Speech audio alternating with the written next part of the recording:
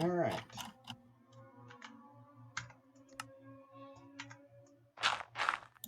What was that sound? That was a car nearby. How dare? I know. Is this the right render distance? No. That's better.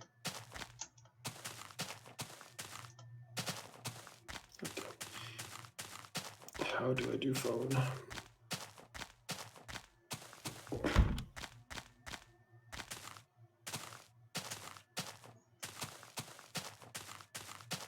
Here we go.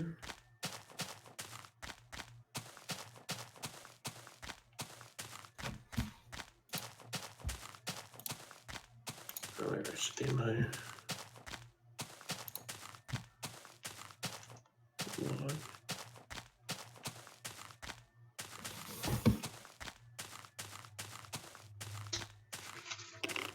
God damn it.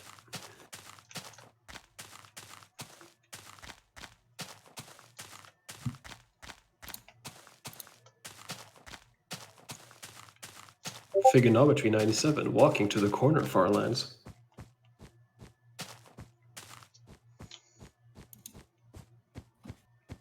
Yep. At least gonna kill a couple hours doing this until Kevin shows up. I'm sure you know what we're planning on doing, right? No. We're building the coal block in like 3 hours. The what block? The giant coal block.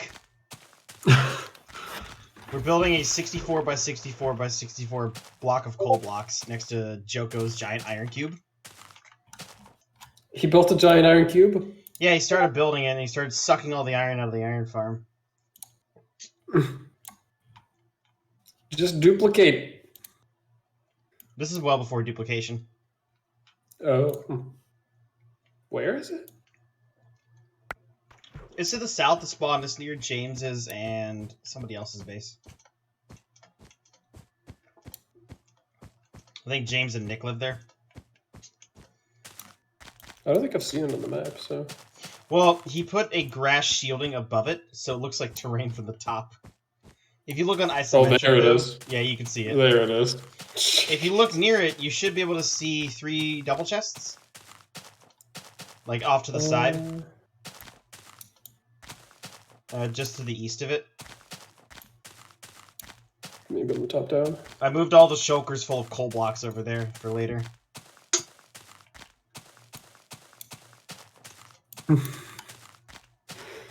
In honor of that tunnel Splax made. Oh, on top of that, I'm going to manipulate an armor stand with Splax's head on it. And have him, like, with his arms raised up, like, having, like, floating pieces of coal. Yeah, of course. Because you gotta.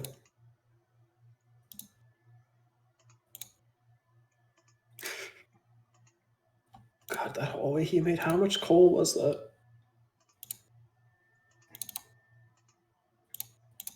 Something ridiculous, right? I don't remember, but it was a lot.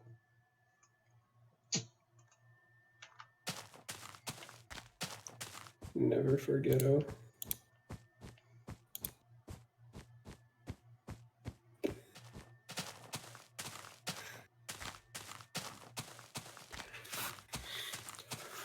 Man.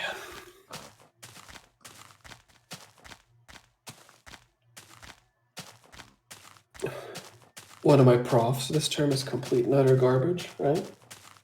Mm-hmm. He set up the whole semester to basically like some sort of experiment, and he calls it active learning or some bullshit. What it boils down to is basically we teach ourselves the stuff through some really boring PowerPoint presentations he uploads. Ugh. I hate that kind of stuff, man. And then class is just wasted being put in breakout rooms and doing tasks that we can't solve because, you know, it just doesn't work. And every week when there's a new set of preparation thingies, as he calls them, to do, he complains that people aren't engaging with him. I wonder why. it got to the point where somebody complained to administration. And so he was forced to just put out an opinion poll, basically. To which I'm guessing the response was overwhelmingly negative, and he seemed so bothered by that. Like he doesn't get it. It's like, I guess some changes are in order then. Good. Maybe he'll actually teach you the stuff he's supposed to teach you. Yeah, well, no changes have happened yet. Mm. I just... it's stupid. Nothing like taking another hit to people's, motivation and all that. Right now, definitely what we need. Yeah, the time when you actually need it the most. Mm-hmm. The dropout rates last year were extreme. Is it just me, or is the old ice walking sound like stone? Maybe. Remember the old explosion sound? Oh, I experienced it last night because I had a creeper blow up on me. I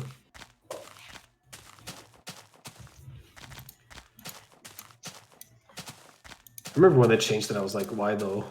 Now I realize. Why though? Yeah, because it was bad. Yep. Indeed. Maybe they changed the cow sounds. Mo. I keep forgetting they recently changed the pig model to be 3D. Their face? Yeah, because their snout used to just be a texture. Flat texture on the face. Right. They added to the character model? No. There's a mushroom growing on a tree. Oh, there too. Right. Second delay. Yeah, listen to the ice when I'm walking on it. It kind of sounds like stone.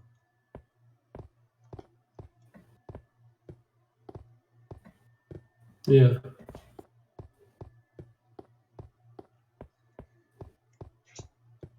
That's a very short stream delay.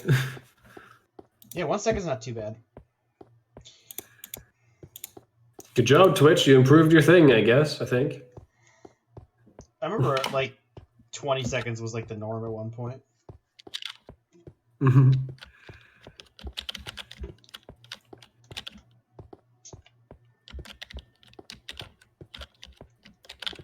Good, now I just...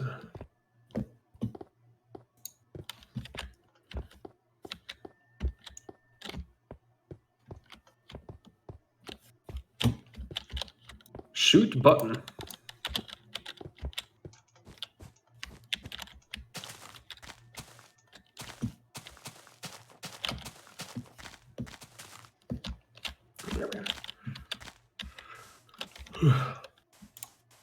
Where's Maggie? She said she'd come when we're done.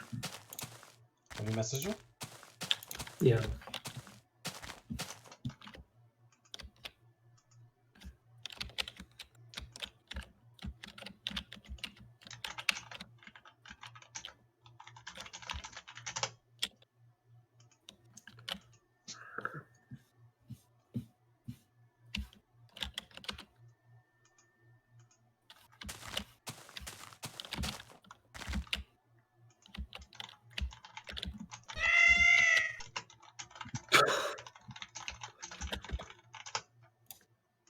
Was that an accident? What? The meow. Oh, did I accidentally hit it? I muted the sound playing back through my headset. Because otherwise it'll just happen twice in the recording. Right. Since voice mod forces it to transmit through the microphone. So it picks it up there, and then it picks it up because I hear it through my own audio.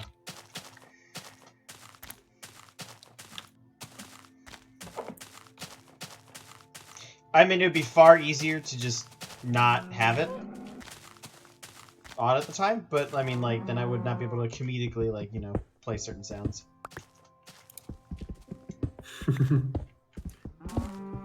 Oh, that can. I just realized you have diamond now. Oh yeah, I spent. Oh, you must have been asleep for that. I spent like an hour and a half just making a small strip mine and just getting enough for all the materials or all the tools.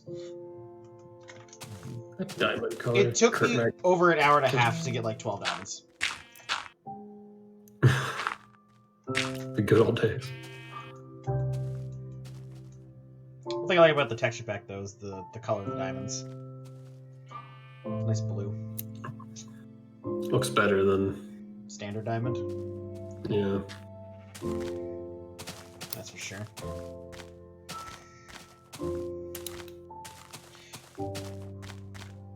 Ever since I noticed it yesterday, I'm acutely aware of the jitter on the X. Wait, there's some jitter in it? Yeah. Let me see if I can demonstrate it.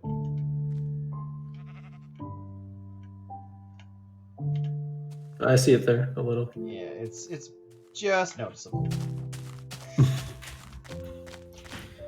Kurt got very far before he started noticing that, right?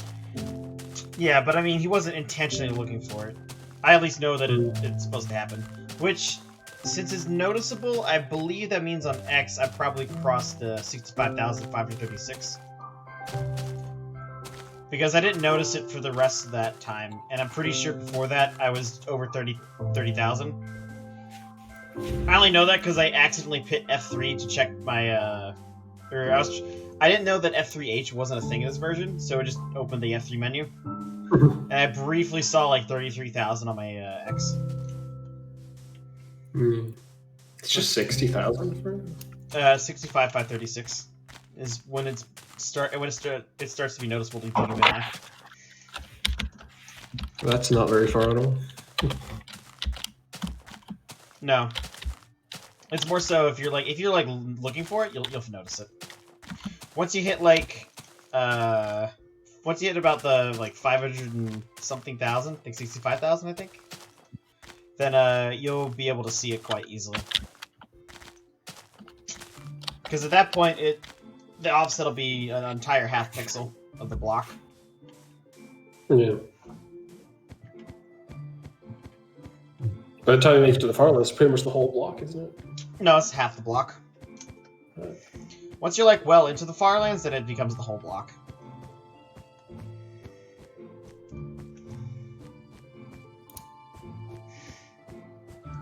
Can't imagine it's only getting worse if we're going the way you are. Well, it'd be funny having both axes be offset horribly like that. Fall through the world or some shit.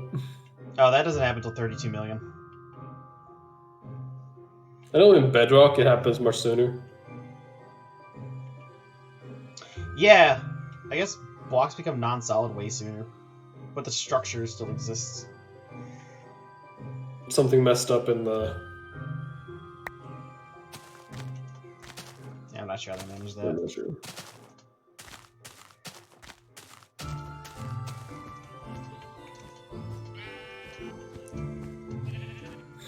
You want to hear an old sound?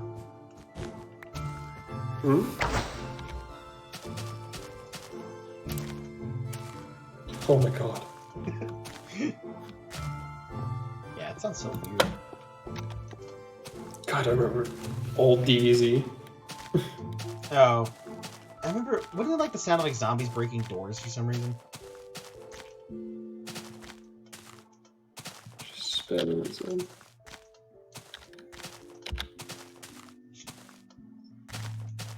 Did Maggie respond to me?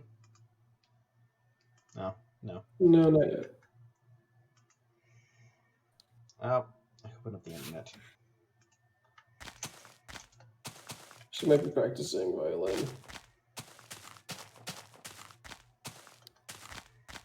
Maybe.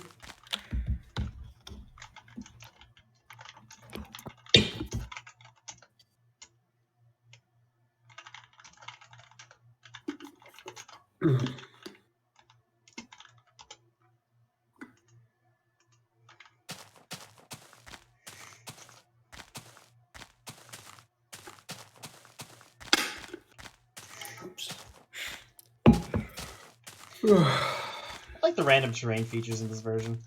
Ooh, this is a nice little valley right here. I'll have to do some experiments. Apparently some of the old beta bugs involved like the textures for like rails and ladders warping. Warping? Yeah, like they get stretched out. I know the redstone wire gets really weird. Like out at great distances? Yeah, great distances.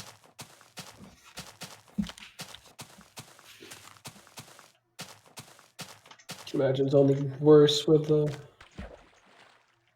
big fire on 2 axes.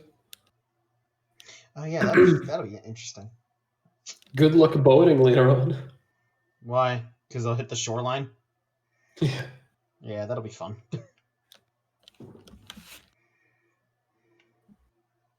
If there's one thing 1.9 did well, it's the boat changes. I was really happy with the boat changes.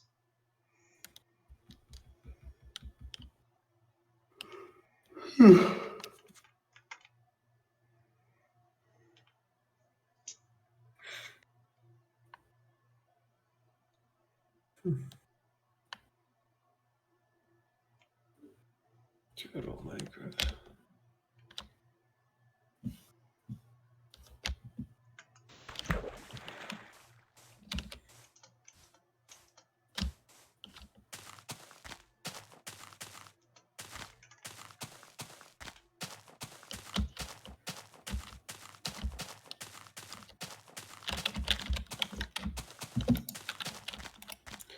There's some people weren't too happy about the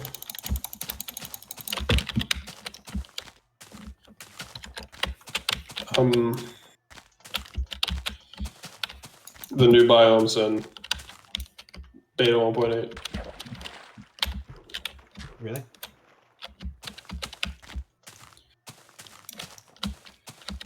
I don't remember what they had. Made generation 2 predictable or something, they say. Yeah, that I can get that. Apparently most of the world this version is corner farmlands. Like most of the area. You can believe that.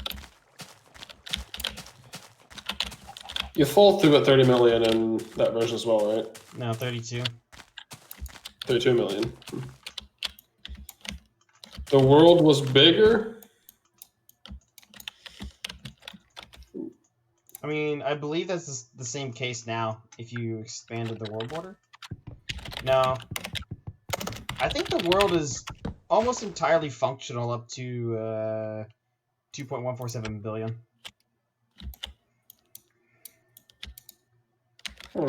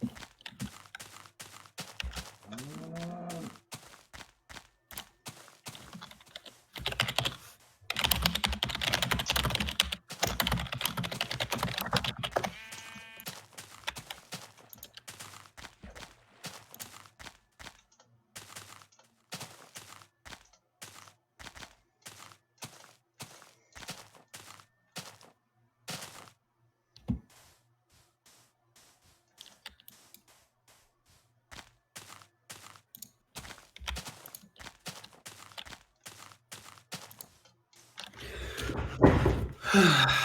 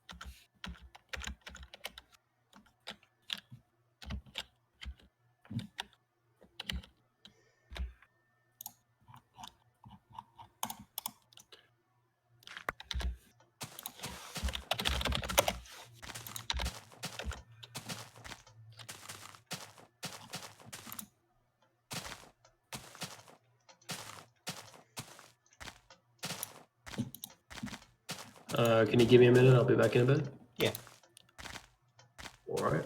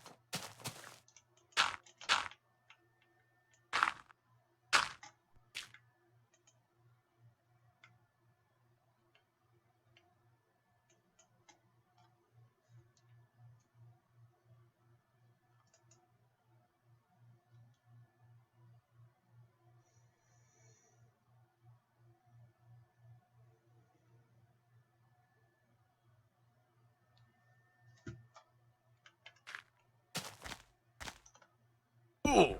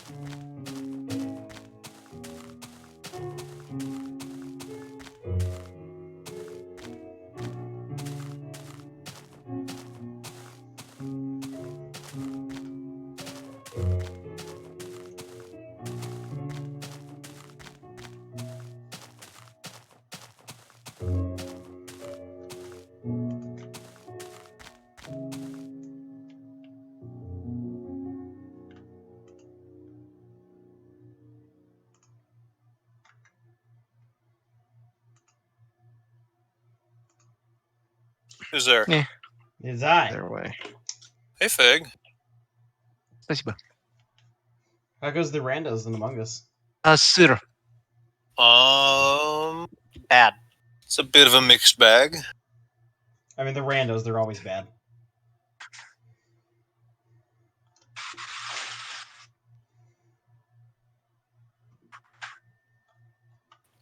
Will you be joining us? Trigonometry, open parentheses, streaming, close parentheses. No, I don't like playing Among Us with randos. But do randos like playing Among Us with you? Probably.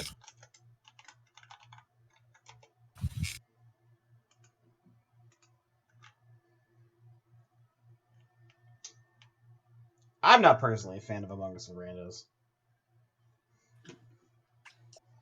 I'm not overly against it, but yeah, I definitely prefer it with people that I can actually talk to.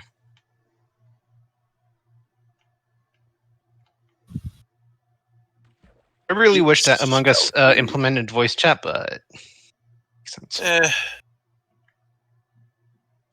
Voice chat is hard to implement, probably. Cross-platform? Oh look, someone left because they weren't the imposter. Oh look, two Other people person left left because they weren't the they're imposter. not the imposter. Thanks. Three people left because they're not the imposter. Awesome.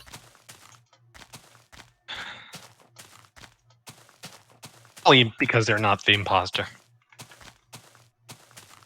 4 people left. Oh shit. This game's gonna end, by the way. Yeah. Gee, Wi-Fi, I'm sorry this has to be your first experience of the game. The imposters only need one more kill. Sorry, what? The imposters only need one more kill. Yep. Oof.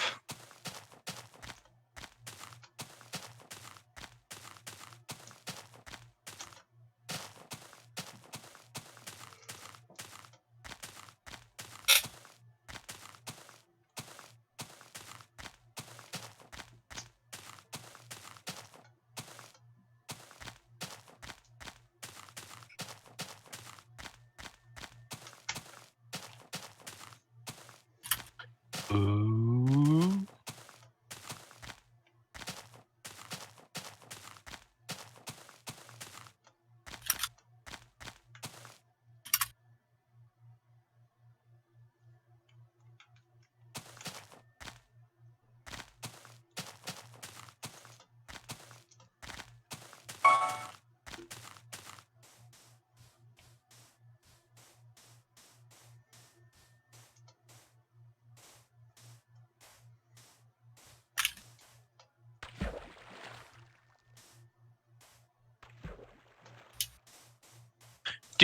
Do vented people show up on admin?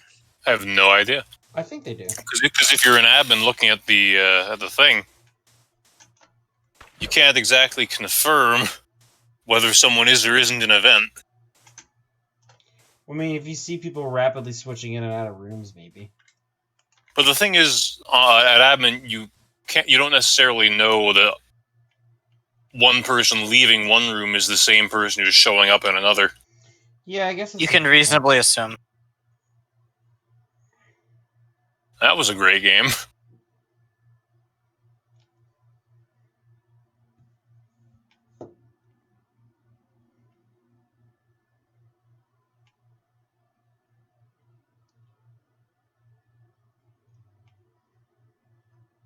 It was so great, everyone left.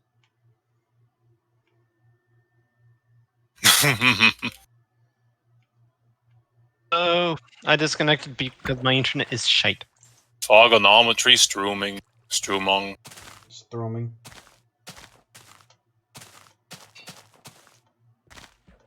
Oh boy. Hey, can you stream? Me? Ooh, a mountain. Because I'm going to have food, and I know you would like to watch. Sure, why not? I would like to enjoy my food. I trust Wi-Fi to not look.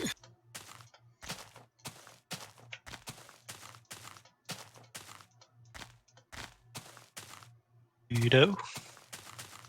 Thank you.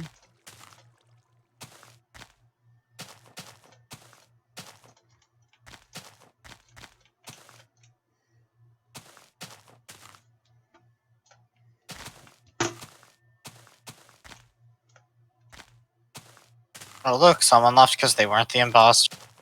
Amazing. Amazing!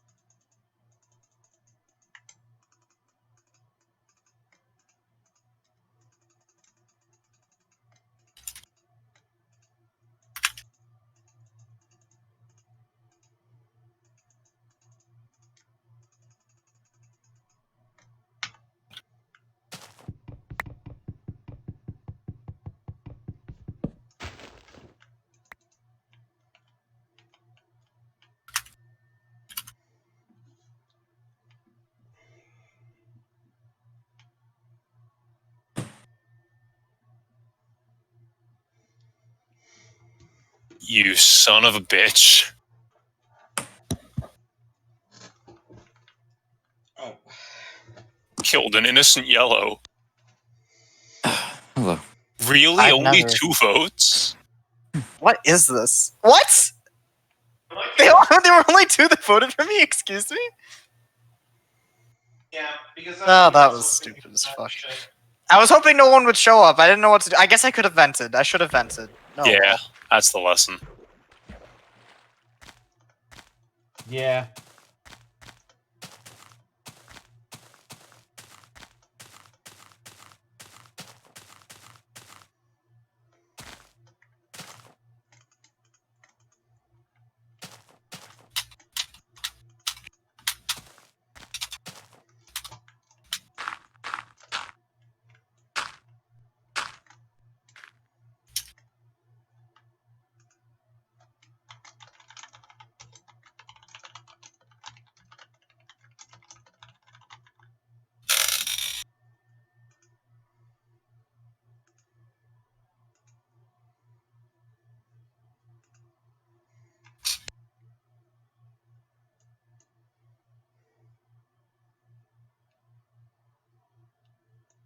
What do you know?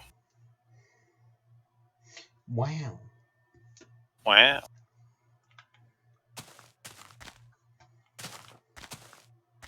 So Wi-Fi, the planes mod on 1.16.3 apparently, well, I was looking at the changelog of the most recent version. It adds cargo planes now with a chest upgrade. The ability to upgrade planes to take non-coal fuel. And apparently there are plans to add electric planes. Ooh.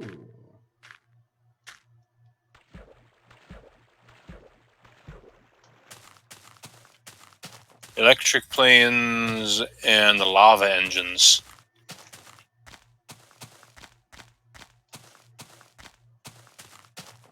Fictod with 2 C's.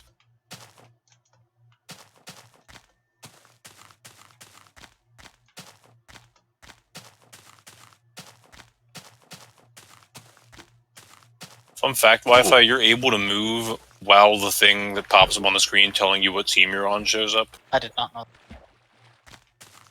Wait, really? Yeah. I didn't know that.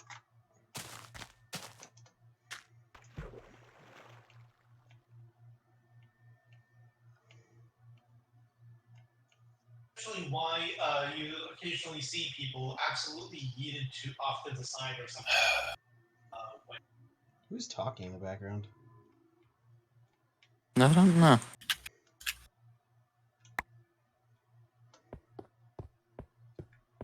Everything is fine for me.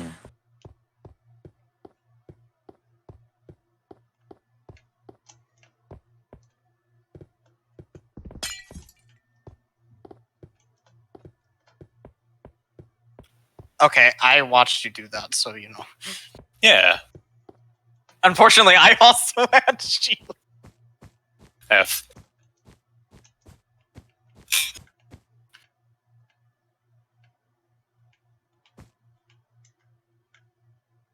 Apparently we only started the game with 9.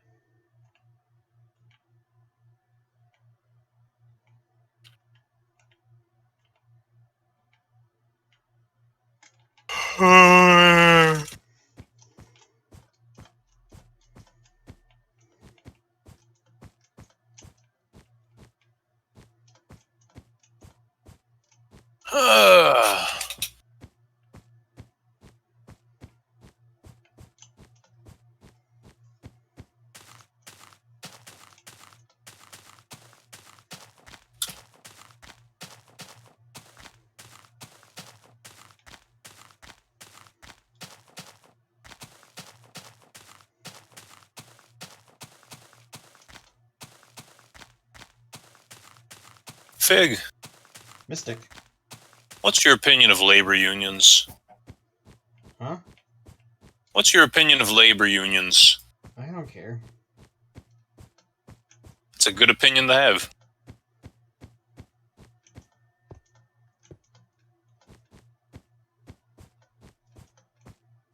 What's your opinion of apple pie? I love apple pie.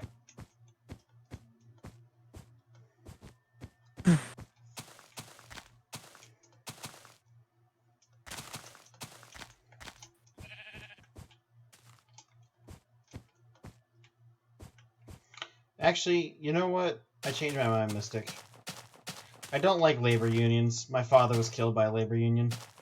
Oh, I'm sorry to hear that. Yeah. Have you considered eating a union worker? Yeah. And then I'll become the mayor of Maine. The mayor? Governor. The mayor of Maine? Maine's a big The town. mayor sounds cooler, okay? The Mainer. You want to ask me more of those really dumb... You've been to Maine, man. You want to Oh, you want to do another one? Yeah, I want to do another one. I recall Shovel wanted us to go through the one where you're a member of Congress trying to pass even one goddamn bill. Yeah. Well, I mean, all I'm doing is hold walking on. forward. I don't have anything to occupy my brain space. Alright, yeah, we could do that. You know what my favorite clickhole publication is? What is it? It's the one that's literally just a copy-paste of the entirety of Moby Dick. That's good.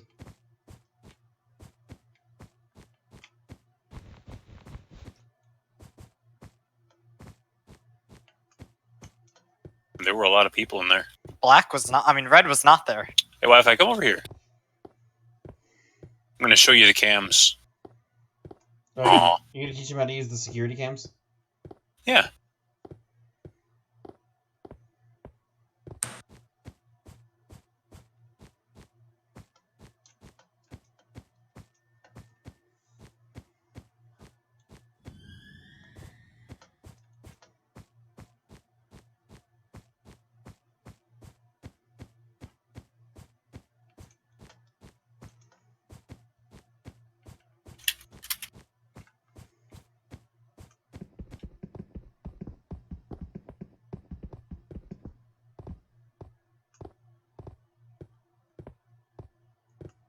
Wi-Fi is very observant.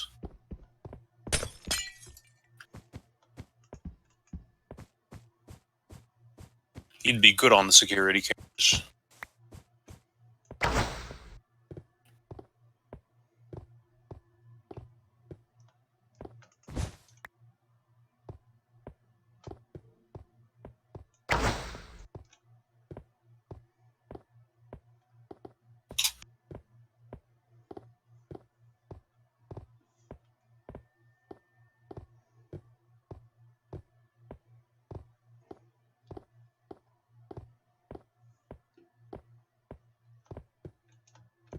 I don't want to do that with those two. Not them.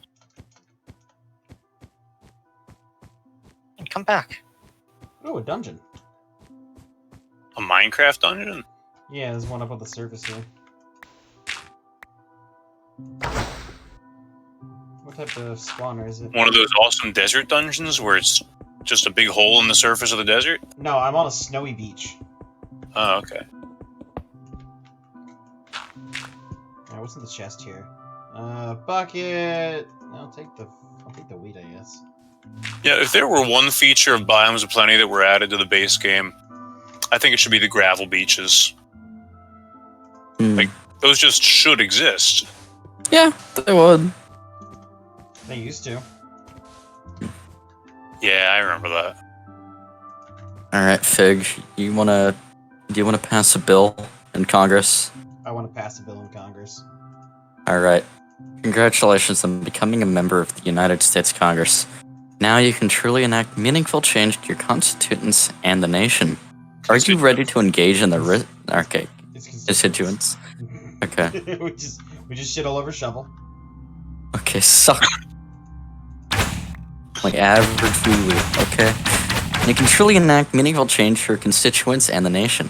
Are you ready to engage in the rich tradition of democracy? Yes, let's get to work, or absolutely, it's time to make a difference. Absolutely, it's time to make a difference. Alright, let's make a difference in this world. Alright, first things first. What's the initial issue you want to tackle? Minimum wage increase, stricter gun control, wider access to birth control, or building a new bridge across a mid-sized river in your district? Building a new bridge. Alright, good idea. Sounds like it involves roads. Yeah. Okay, a I'm bridge over this inherently calm against- river. Gotta start somewhere, right? Ready to make some legislation?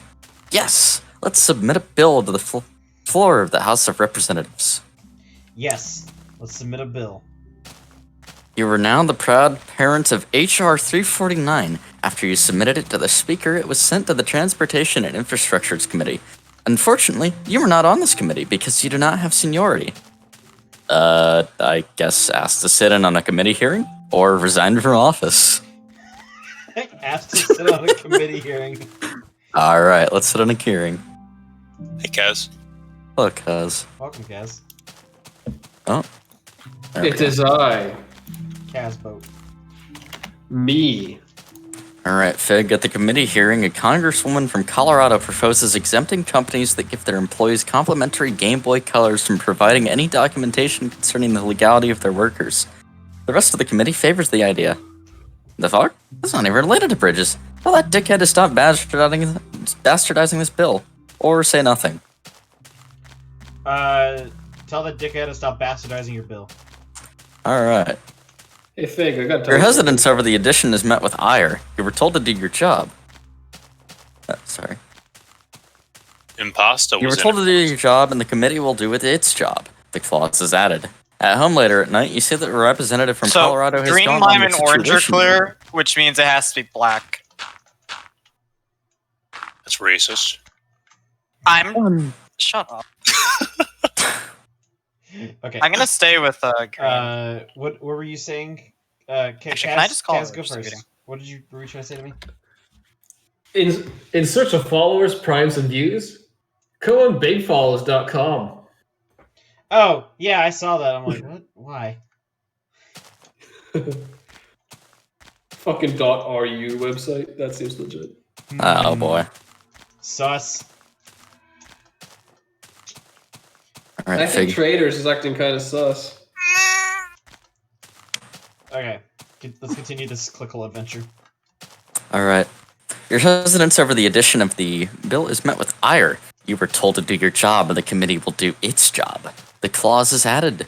At home later at night, you see that the representative from Colorado has gone on the Situation Room and called you a greedy bread baron. He demands that more concessions be made at large corporations so as not to disrupt the economy. The entire panel agrees with him. Fuck. Issue a press release explaining why the bill will not be changed anymore. Or, what an ass-cavern shit spawn. I guess I have to revere a statement making the concessions. I'm gonna go with option 1, sticking to my guns. Alright. Hello. Hi, Curve. Oh, look, Curve. Your statement makes you look stubborn and uncompromising. The morning news title calls it a fiasco. Hello, Sarah. Oh, no. Would you like to join us and take up a rando slot? Yeah, well, I'm already here, bitch. Which one are you? Guess. I don't fucking know. Oops. It's very... Yes. Okay. Someone took my color. Alright, Fig. The morning news cycle calls your bill a fiasco, and the paper in your home district runs your picture with the headline, "Look at this piece of shit we voted into office." Alright, fine. Time to roll up my sleeves and really shore up the language of the bill to reflect my original vision and get congressional and popular support for this bill, no matter what it takes. Okay. Or, motherfucker, I guess You know, I'll just figure I'm the trying to changes. memorize the colors here. Okay. Hi, Flex. Hi. Well,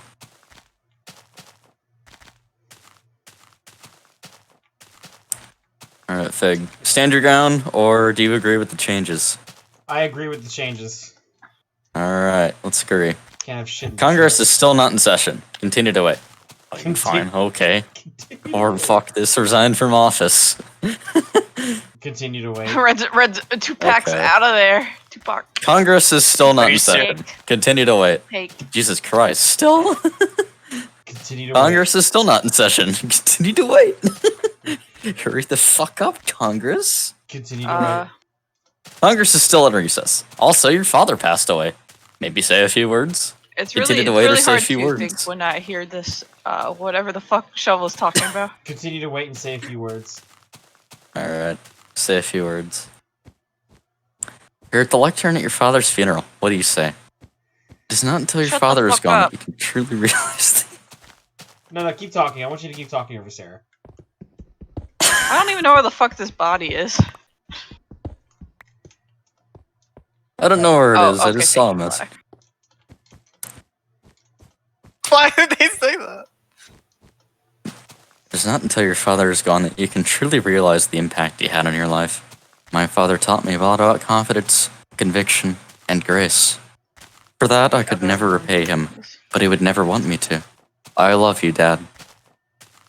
My next option is, my father always buoyed my hopes and dreams. What When I is was this 7, game? I wanted to be a hockey What player. is this game? Yeah, it was me.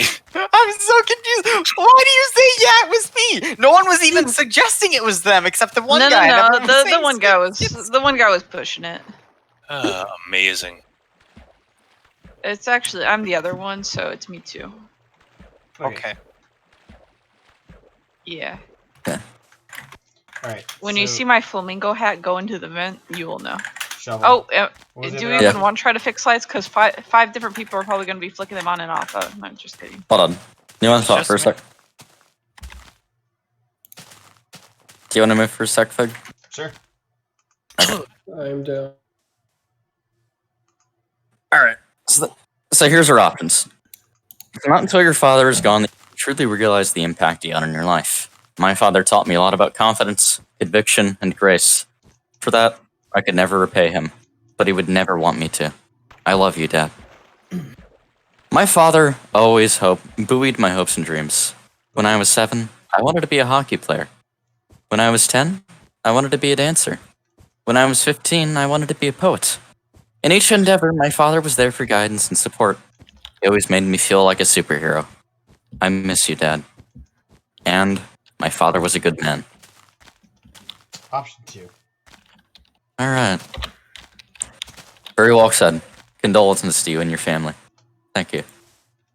Congress is still in recess. Fucking motherfucker. Half of this job is waiting. Or fuck this, resign from office. The first option. I will wait till Congress is back in session. Congress is still in recess. God. The wait is over. Congress is back. It's about fucking time. Alright, initial polling has shown that your bill does not have the votes to pass. You need help. What do you want to ask? Ask a representative from Massachusetts, a representative for Arizona, or one from California. California. Alright, you're a Californian after all. No. You approach the representative from California. She agrees to support your bill. I'm well aware of what I just said, don't worry. You approach the representative from California. She agrees to support your bill, but in return she requests that a rider be added to lengthen the bridge by several thousand miles in order to stretch her district into the San Fernando Valley. The perfect compromise, she explains. You want to accept her help? No fucking way. Fine, whatever, let's just be done with this goddamn bill, or kill her. Oh man, this is a tough choice. Ooh. What is this? My goal is to try and pass a bill. Fine, whatever. Alright, you made that rep very, very happy. The majority of Congress stands up to applaud your willingness to compromise. Now the floor is open to more amendments. Discussion on the bill continues. The representative from Arkansas proposes a rider to the bill making October 4th National Wheelchair Retailers Day. The motion goes to a vote. Vote yay or vote nay? I'm gonna vote yay. Alright. Yay. The motion passes. A congressman from Texas proposes adding a rider that will require every American to travel to Corpus Christi, Texas at their own expense, inhale deeply, and say, now that's good living within the next calendar year. How do you wish to vote? Yay or nay? Nay. Easy there, Sally Lawlaw, says a man who slithers out of the shadows. It's me, the party whip, and I will make your life a hellish concert of pain if you vote nay on this. And you better believe this pain in concert has a half beat-down encore. Infinity beat-down encores. How do you wish to vote? I'm not scared of dumb idiots like this, I'm still voting nay. Or, that pain concert is one I don't want to go on a ticket to. Change a vote to nay, to yay. I'm keeping it nay. Nay. Well, you pissed off the party whip, who's really one of those people you should never piss off. Like a vice grip, former friends turn on you, squashing your relevance and political ambition into fine Muselli. Congress almost immediately votes the bill down, then passes a motion to cancel your birthday. The president signs it into law, and his approval is immediately skyrockets. A little girl from your district writes you a letter asking why you broke democracy, her favorite thing in the world. You have no answer. Return to your checkpoint or start over. Return to the checkpoint. Alright. What are you doing? I'm trying to pass a bill. We're taking a click venture. We're trying to pass one goddamn bill. I see. We chose to try to pass a bill to make a bridge. Alright, so let's go back to the rep from California. Get this bill over with. Vote yay. Bit of a challenge to pass one damn bill, isn't it? We're gonna vote yay to the Corpus Christi endeavor. Yeah, we're gonna vote yay to the Corpus Christi endeavor. I wonder what the next It passes. It passes once again. A congresswoman from Washington proposes striking every bill measure except for the part recognizing wheelchair retailers. How do you wish to vote? Wait, this is the whole point of the bill. Fucking fuck, nay. At this point, I could give a shit about democracy. Fuck this bill. Vote yay. Just like to say, I also support turning Chris Christie into Corpse Christie. I'm gonna vote yay. Fuck this shit. Alright. The motion passes and the bridge is history. Alright. Time for a vote on the whole bill as is. Democracy at work.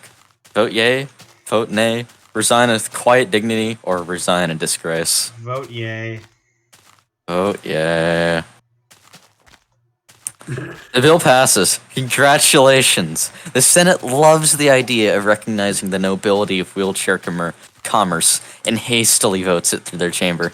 The president signs it into law. You've made a policy. Well done. Jefferson and Madison would be proud.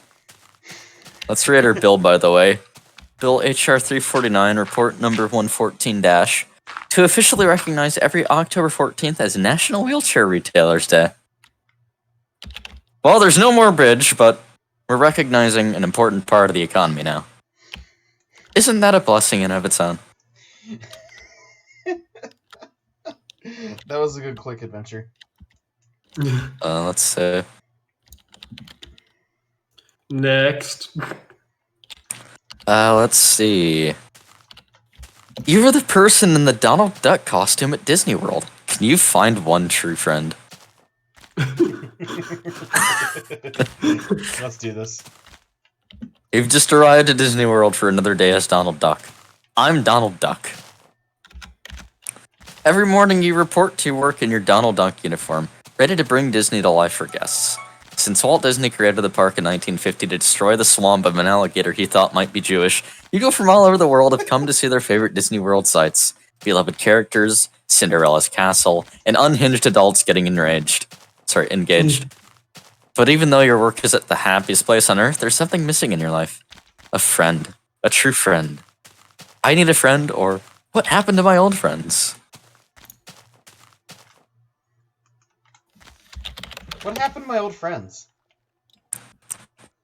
You used to be friends with a trash can that kind of looked like it had a nose, but then it ditched you for a trash can that kind of looked like it had eyes. I need a friend. I need a friend. Being Donald Duck is lonely.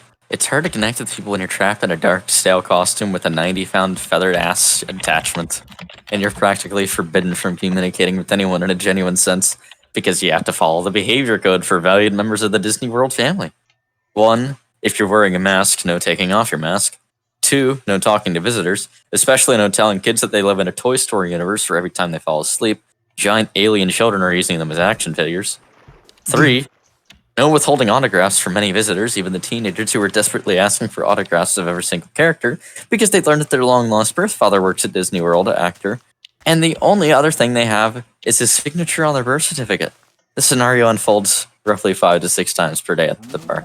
And 4, no vomiting. I need a friend, or think I need a friend silently, just to practice not talking to anyone. I need a friend silently. Alright. You want someone to talk to, someone to laugh with, someone who will have your back through thick and thin. But the code makes that hard. And to make matters worse, you're stationed at one of the park's most remote outposts. Pinocchio's Old West starvation camp and mini golf, where guests can watch their favorite Disney characters fight over a tin cup of molasses. The only people who make it all the way to your desolate slice of the park are history professors, church groups that are looking for a kid who's been missing for 36 hours but don't want to make a big deal out of it, and pioneers. You hate your part of Disney World. I hate my part of Disney World. You're not supposed to leave your Old West starvation camp and mini golf area. It's your time to bring the American frontier to life for visitors. So your boss insists that you spend your time riding a Conestoga wagon, feeding Native American relics to a horse, or building a railroad until you die. It significantly hampered your ability to make a new friend. Your boss is irritable and demanding. Every day, you ask him if you can broaden your horizons and visit another park of the area. Every day, he says no. But last night, you watched the scene in Lilo and Stitch where best friends Lilo and Stitch grab coffee and catch up, and your desire for one true friend at Disney World is greater than ever. Go ask your boss again if you can leave to make a friend. Go ask your boss again. This is Disney World's Pinocchio. He is your boss. He has worked at the park for 40 years and was promoted to your supervisor for digging up Walt Disney's body and dressing it in the traditional Nepalese garb for its Small World ride. Can I leave and find one true friend? Can I leave and find you a wonderful new turtleneck? I'm so lonely. Or will you be my friend, Pinocchio? Will you be my friend, Pinocchio? Sure thing. No, I have way too many friends as it is, like gnats on a hog's corpse. Now go waddle around in front of that family outside and pretend that you just ran over an outlaw with your wagon. Okay, or I'm so lonely. Okay. Okay. You did not make one true friend. In fact, you made enemies of an entire Portuguese family who immediately called police when they assumed that you were confessing to a real murder you had committed on the wagon. And now you've been banned from the park for life.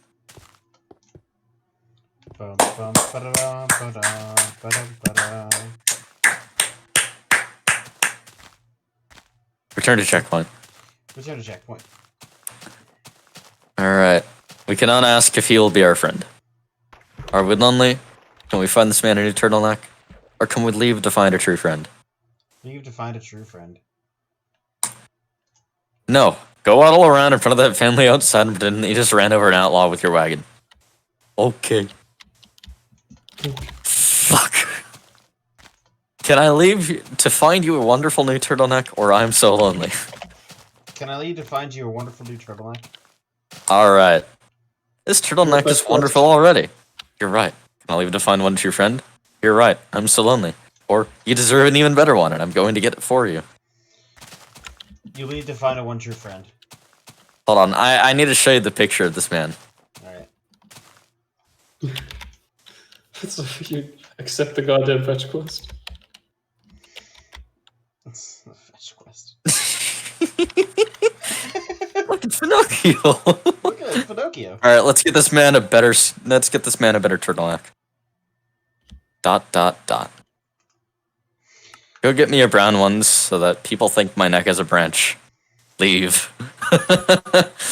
Now that you finally convinced Pinocchio to let you leave this lonely outpost, you have free reign to explore the world around you for one true friend. Someone who cares about you. Someone who will make sacrifices for you. Someone to defend you from actual ducks that attack you because you're the version of a Yeti. Go out into the rest of the park to look for one true friend. Where do you want to look for your friend? The Magic Kingdom, the Animal Kingdom, or the sewer? Let's go to the Magic Kingdom. Alright. The Magic Kingdom. The crown jewel of the Disney Empire. Home to Cinderella's castle, angry fathers, and so many white people. It's the most popular theme park in the world and the most magical place on Earth. If you could find a true friend anywhere, surely it's at Magic Kingdom. Let's walk forward a little bit. The Magic Kingdom. Here it is. The one place in the world where creativity becomes reality.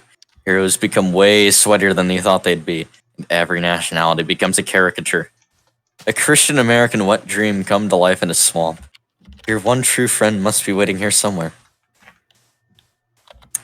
The Magic Kingdom. Every child's dream and every pedophile's dream a little more.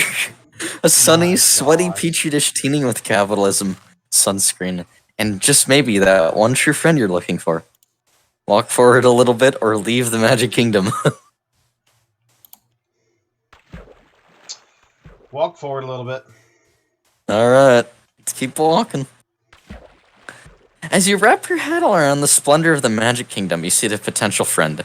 She's standing in a grassy area reserved for people who shelled out for a fast pass, but who want somewhere nice to sit and marvel at the people who wait in line. Approach her, or go to Space Mountain instead. Go to Space Mountain instead. Woo! Space Mountain! Yeah, Space Mountain is a Disney fan favorite, known for showing its visitors the wonders of the cosmos, and the fact that it's a bunch of small light bulbs in a dark room really makes it look a lot like space. There's an incredibly long line to get into the ride, but everyone is just looking down at their phones cut off from the world around them using a popular new app where users could find their deepest secrets in cartoon ducks dressed as sailors. No one wants to talk to you. Cut to the front of the line. Cut to the front. Welcome! Are you interested in embarking the challenge journey that is Space Mountain? Are you ready to test your character on this boundless adventure of planets and galaxies and some Star Wars shit that recently shoehorned in? Are you prepared to see what old men in their 1970s would impress people forever? Wave or I'm ready. I'm ready. I'm ready, sir. I'm Christian, and my organizers run Space Mountain. Should you make it to the biggest drop on this ride without throwing up, you've passed the crucial test, and you'll be inducted as a member. What's your organization, sir? We're the Latin Kings. We seek to embody what kind of sacrifice, courage, and teamwork that once opened the door to the greatest frontier of all, outer space. We took over sponsorship at Space Mountain after FedEx dropped out, and we moved to our headquarters here. We've been running it smoothly and acquiring members at a steady rate since 2004. The ride determines whether or not you'll join in our lifelong brotherhood. If you do, we'll have your back and you'll have ours. Our blood will be your blood, and your blood will be our blood. And you'll have to wipe down the seats of the cars once a month, but we'll all take turns. I'm sorry, but I'm not comfortable becoming a member of the Notorious Gang, or I'll do anything to become a member of the Latin Kings. I'll do anything to become a member of the Latin Kings.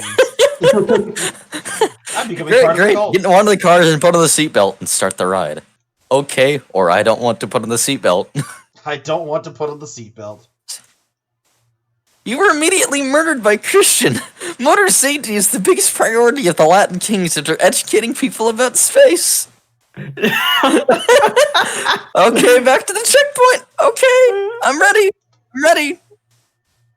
I I'll always do knew the anything. ancient Romans were concerned I'll about put on the cars. seatbelt. I'll put on the seatbelt. As your rocket leaves the start of the ride, you pass some Christmas lights wrapped around a disco ball, which is Space Mountain's version of a supernova.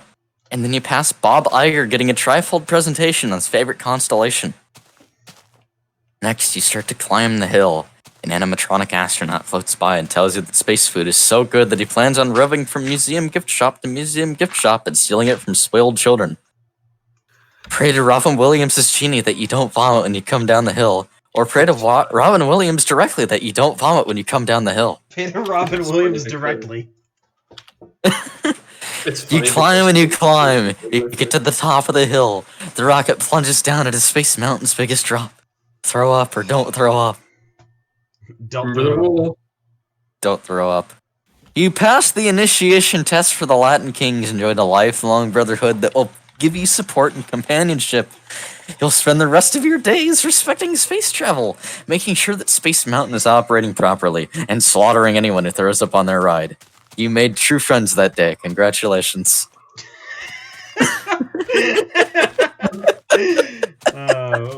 What a good clickhole adventure. What a good click adventure. Got another one? Yeah, hold on.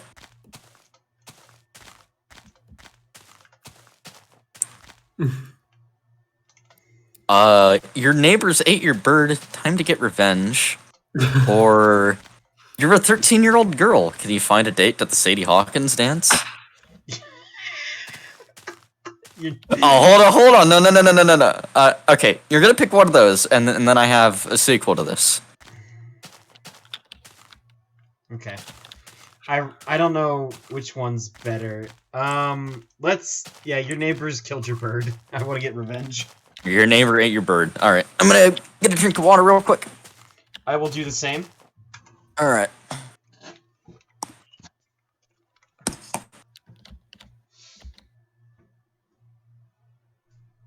Huh.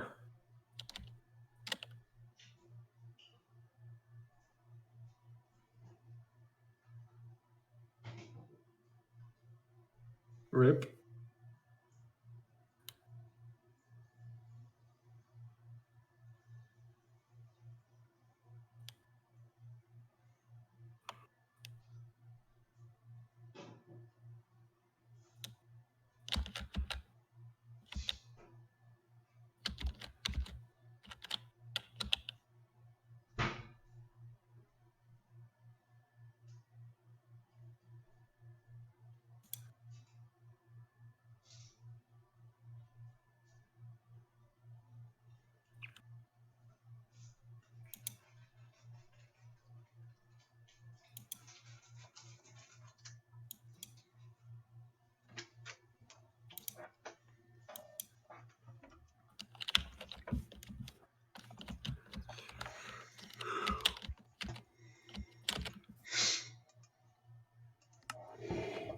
Hey there.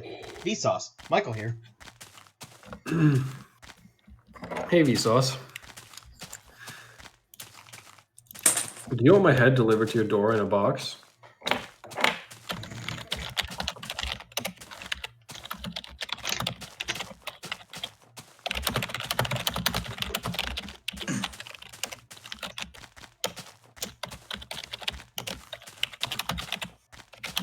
Okay, we're here. I have some water and a bag of oyster crackers. Splax is typing quite aggressively. That's not Who does Splash. that? Cass does that. Not Splax is Let's go typing to very Splax. aggressively. Yes. Sorry. Typing Alright. like a traitor. I mean, that's definitely Splax, guys. Oh, I'm pretty Alright. sure that I've passed 65,536 in the Z-axis. Yeah. Nice. There's visible offset there too. Poggers. He's I thought we going already to established hit yesterday that people you were past 65,000. on one axis.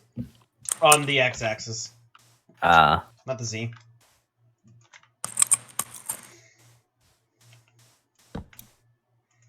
Absolute mad lad.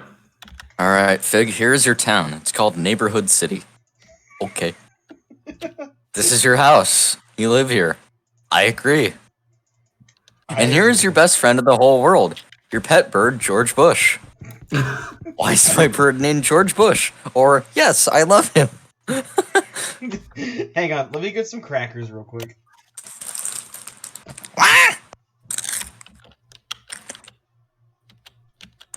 Doesn't pause Minecraft. Nighttime happens. Dies. Wouldn't that be funny?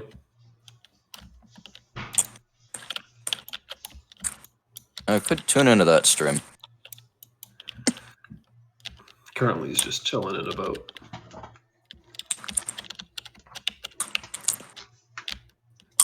Alright, hello. Oh, Hello there. Alright, so why is my parrot named George Bush? you named your bird George Bush after your favorite president, George Washington, to your favorite hiding place. And your favorite hiding place, Bush. Oh yeah, I remember now. I love him. Or, that's a good name for a bird. I love him. Oh yeah, I remember now. I love him.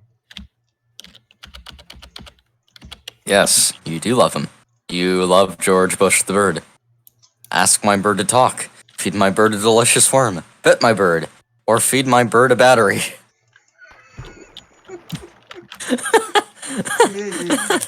As funny as that would be, I can't be that cruel. I'm gonna pet the bird. Pet my bird. Give Burb a scritch.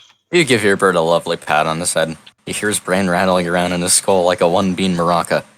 The brains of birds are the sign of a grain of rice because the only things that birds need to think about are flying around, eating food, and killing people. It's a simple existence that does not require much in terms of brain size. I love to pet my bird. I love to hear his small brain rattle around in the skull. You were in the middle of enjoying your bird when you hear a knock at the door. Answer the door. You answer your door. It's your mailman. Hey there, says your mailman. I just wanted to let you know that you didn't receive any mail today. Pretty sad. Goodbye. Slam the door and go back to looking at your bird. You go back inside to look at George Bush the bird, but something's wrong. George Bush the bird is not in his cage. Search for 1 hour, scream for 2 hours, or scream until you die of old age. Search for an hour. To 1 hour or 2 hours? 2 hours. 2 hours. You scream for 2 hours. You missed 2 entire episodes of The Sopranos while you were screaming. Where is George Bush? You scream. Where is my beautiful bird? Just then you hear a burp. Examine the burp. You turn in the direction of the burp and see your neighbor, Sid Millet. Feathers are stuck to his chin. I ate your bird, he says. How could you? Or, why did you eat my bird? Why did you eat my bird? I ate your bird because of my religion, says Sid Millet. I belong to a religion called Christianity Plus, which is exactly like Christianity, except there's one extra rule that requires you to make a pilgrimage to your neighbor's house once a year and eat one of his belongings. This year I chose to eat your bird. I didn't like that at all, or is this why you ate one of my shirts last year? You could make a religion out of this. Is this why you ate one of my shirts last year? Yes. I don't like that at all. That must be why Fig ate my Rob statue last year. No. No. Ooh, wow. I don't care if you don't like it. It's my religion, and I had to eat your bird. Now, if you'll excuse me, I need to go to church for my stupid religion, which I love. I had a secret shrine to Rob that I built on the SMP so Wi-Fi could make a pilgrimage to it. Wait, what? When? I'm joking, you dumbass.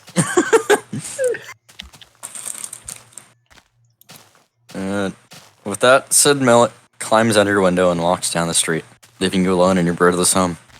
Clench your fists in rage, grind your teeth in rage, shake your round ass in rage, or rip off your head in rage. Clutch your fist in rage. Clutch my raw ass in rage. And my fist. You clench your fist in rage. The picture here is not your fist, but it provides several examples of fists doing the same thing that your fist is currently doing. You were doing this because you were furious. Because your neighbor, Sid, pervert, ate your bird, beautiful. You know what that means. I'm gonna give you the image real quick. But for now, it is time for revenge. That's great. Your neighbor has eaten your bird and now he must pay. It is time for you to get revenge. How would you like to get revenge on your disgusting neighbor, Sid, the cruel man who ate your beautiful bird? Eat something that he loves or kill him. Kill him. Kill him. Are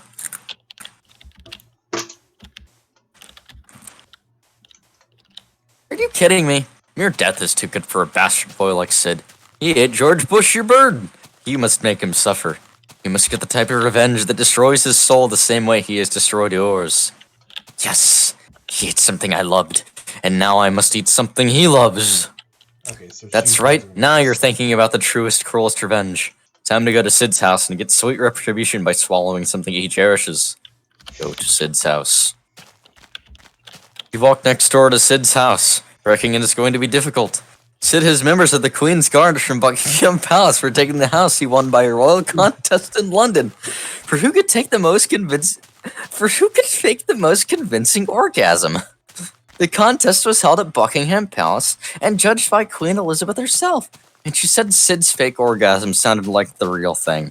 And so for winning first place in the fake orgasm contest, he was awarded royal guards to protect his house at all times. Those guards are no match for me. I'll find a way to break in. Or tell me more about this fake orgasm contest that Sid won.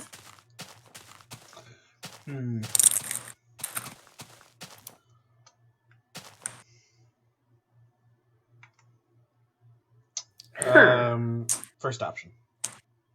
Alright, we don't want to hear anything about his fake orgasm? Nah, I don't care about that. I just want to get Alright. Fair point. Excellent. How would you like to break into his house? Disguise yourself as the milkman making a routine milk delivery. Hide inside of a Trojan horse. Or hide inside of a real horse. Let's hide inside of a real horse. You go to your neighbor's barnyard and find a horse to hide inside of. You find a pretty decent horse. I'm your hiding place, says the horse in a deep voiced whisper. My belly will make you invisible. The horse unhinges his jaw like a python and opens his mouth wide enough for you to walk right into his body.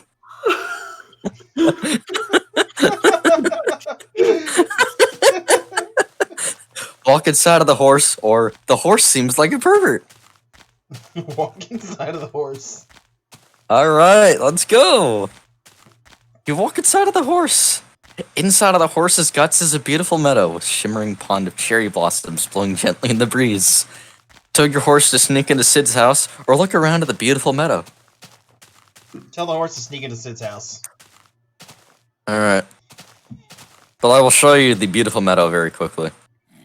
No, that's the buy nitro button. Go away. It's landscape.png. Oh, Fig, I have a question. Yeah, what's up? Are previous live streams you were saved and everything? Yeah, they should be. Should be. I also just uploaded them directly to YouTube from here. Okay. Utter an account Alright. with the exact same name. From inside the horse's belly, you tell the horse to go into Sid's house so you can sneak inside. You're my secret, whispers the horse in his baritone voice. Water wasn't enough to stop the fall. Ooh. Right, yeah, You're my what's his secret, motto look whispers the horse in his baritone voice. I'm the reason nobody knows where you are. He then gallops to Sid's house with you concealed inside of his guts. Ride to Sid's house nestled inside of the horse's beautiful guts. The horse approaches Sid's house. You hold your breath and stay hidden inside of his guts. The horse walks up to the rail guard standing at the front door. I have a secret criminal deep within me, the horse whispers to the guard. My belly is a palace of mischief. Jesus Christ! That horse just flat out blew your cover! That pervert horse screwed it all up! I hate this stupid horse, or the jig is all up! The jig is all up! Oh no. The guard looks at the horse for a long moment. That sounds incredibly suspicious, says the guard, but I'm going to let you in anyway because the first rule of the Queen's Guard is always let wild animals into Buckingham Palace.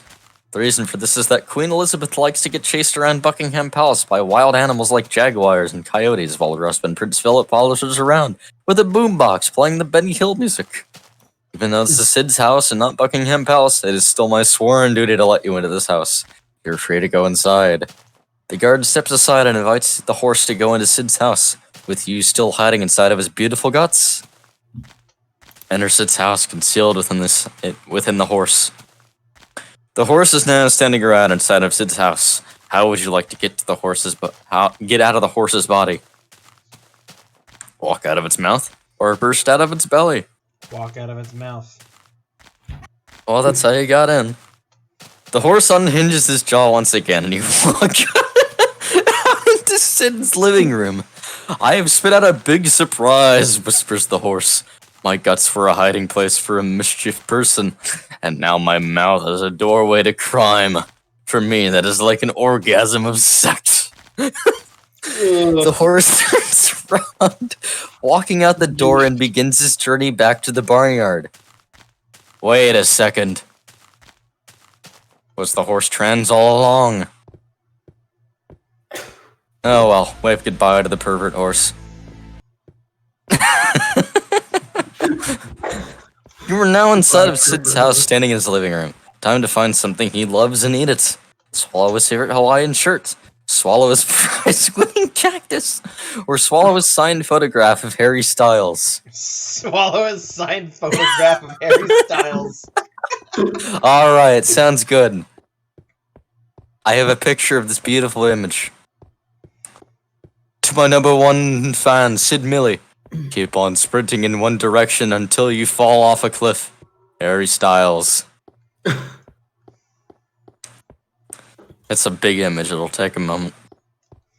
There it is, Harry Styles photo.png. Excellent choice. Sid is a signed photograph of One Direction star Harry Styles that is the most prized possessions. If you swallow it, he would be completely destroyed and your revenge would be complete. Now you just need to find where he keeps the photo. Where would you like to take a look? Check around his living room, check his kitchen, check his basement, check his bedroom. Check his bedroom. His bedroom it is. You arrive in Sid's bedroom. Take care, Cass. It seems just like a normal bedroom, but then you see an important thing out of the corner of your eye. Turn to examine the important thing. It's the photo! The signed photo of Harry Styles! The one you want to swallow to get revenge on your neighbor. Swallow it. Swallow it in all caps! Swallow it! You swallow Sid's precious signed photograph of Harry Styles. It tastes like a revenge. Delicious. You're standing around feeling triumphant when all of a sudden you hear a blood-curdling scream. Sid is standing behind you, staring at the empty picture frame in horror. My autographed Harry Styles portrait! Where is it? He cries. It's currently digesting in my guts, you rogue, providing me nutrients to my brain so I might small my math programs. It became food for me. Or say nothing and cackle maniacally. Say nothing and cackle maniacally. Why are you laughing, yell Sid? Where is my photograph of One Direction star Harry Styles? I hit it, you bird-swallowing fiend, or your precious photograph has been swallowed, you bastard boy. Your precious photograph has been swallowed, you bastard boy. You bastard boy, it has become one with my gullet! Oh my god, Christ, no! Screams Sid. You ate my beloved Harry Styles photo! Oh my god, oh shit! Oh my loud, tired Christ! That's for my eating my bird, you monster! I have exacted my revenge. Or, now you know what it is like when something you love gets swallowed. Vengeance is mine. Splax, what the hell was that you posted? What? What was that you posted? In the What? chat. Oh, I don't fucking know. I like It's stupid, never... and that's what matters. I mean, that's fair. Alright. Vengeance or revenge? Revenge. Revenge. Sid begins to sob. My precious Harry Styles autograph photo, he weeps. I won it in a contest to see which One Direction fan had the biggest feet. I beat out thousands of teenage girls to win this top prize. An autographed photo of Harry Styles. He lets out a wail of anguish and continues. Every night before I went to bed, I would jiggle my Tiva sandals in front of the photo of Harry Styles and say, look what I have, Harry. Do not be jealous, but I have a pair of Tiva sandals, and I would imagine that Harry Styles was going insane with jealousy as he watched me jiggle around my Tiva sandals because he didn't have a pair of his own. But now that you've eaten my precious photograph, I can never make Harry Styles jealous of my Tivas ever again. That's right, Sid. You swallowed George Bush the bird, my best friend in the world, and now I have gotten even with you. Or, you deserve all your misery, Sid. You were a rude neighbor who ate my bird. The first option. Alright. How can I go on without my signed photo of Harry Styles, weeps Sid. I no longer have a reason to have skin. It is time for my skin to fall off from grief. Yeah. That's pretty weird, champ. Sid is so distraught over the loss of his autographed Harry Styles photo that he decides to have his skin fall off. It is now simply a skeleton, and instead of being alive, he is dead. Your revenge left him such a broken man, the loss of desire to have skin. You've done it. You've gotten revenge on your neighbor for eating a bird. How does it feel? Incredible. Beautiful. I feel like God.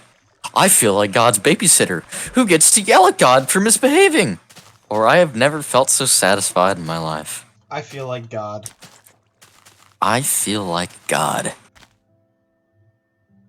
You were about to go home and all of a sudden you hear a deep baritone voice declare, I have returned. Turn around to see who it is. It's your bird, George Bush, back from the dead! George Bush, you're alive, but how? Or, hell yeah, it's my dead friend, the bird George Bush. Hell Or yeah, scream, it's my because dead this friend. might be a ghost bird. I'm glad we Is have it a bird named George Bush. It's named after your favorite president, George Washington, and your favorite hiding place, a bush. Yes, of course. Yeah. George Bush, you're alive, but how? Hell yeah, it's my dead friend, the bird George Bush. Or scream because it might be a ghost bird. George Bush, you're alive, but how? But how? I shall tell you how it is that I am alive again, said George Bush the bird. When I was swallowed by your neighbor, said Sid, I became dead. But when you got revenge against Sid for eating me, I came back to life. I can also speak fluent English and Mandarin now because of revenge. Revenge made everything better. It's amazing. There's truly nothing revenge can't do. Or What was it like to be dead? What was it like to be dead? It was very boring to be dead, says George Bush. When I was eaten by Sid, I went to bird heaven, which sounds like it would be good, but it was actually awful. The only thing there is a bird heaven is an old guy named Jungle God, who is the jungle version of God. Jungle God sucks. All he does is walk around in the name of dropping people he met in Hollywood in the 1940s. You're trying to enjoy a bird heaven. But then Jungle God will show up and say something like, Did I ever tell you about the time Lauren Bacall threw a hornet's nest at me as a science experiment? Or, did I ever tell you about the time Orson Welles changed my legal name to Penis Wells? The child then made me pose as his son so he could write me off as a dependent. It was very annoying. I did not like being the bird in heaven with the jungle god, so I am glad you committed the righteous act of revenge and brought me back to life. I'm glad too. It seems like there's nothing revenge can't do. Yes, that is correct. Revenge is the best, but it makes you feel better. And when you get revenge, all your problems are solved. Everyone should seek revenge for every slight committed against them. If they did, the world would be a happier place. Now, take me home. Shake George Bush back home. Take George Bush. You bring George Bush the bird back home and put him in his cage. The two of you live a very happy life together. Through the power of revenge, you have punished your rude neighbor Sid, the idiot who ate your bird. Because of revenge, your bird came back to life.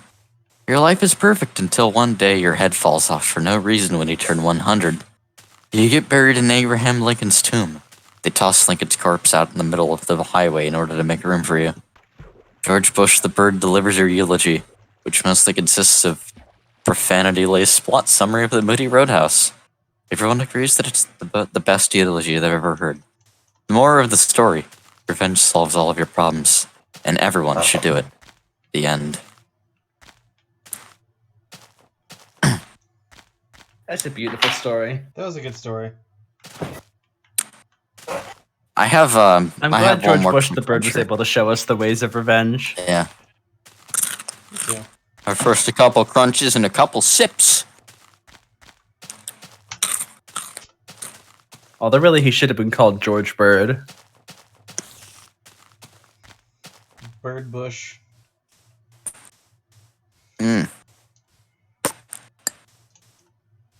George Bird the Bush.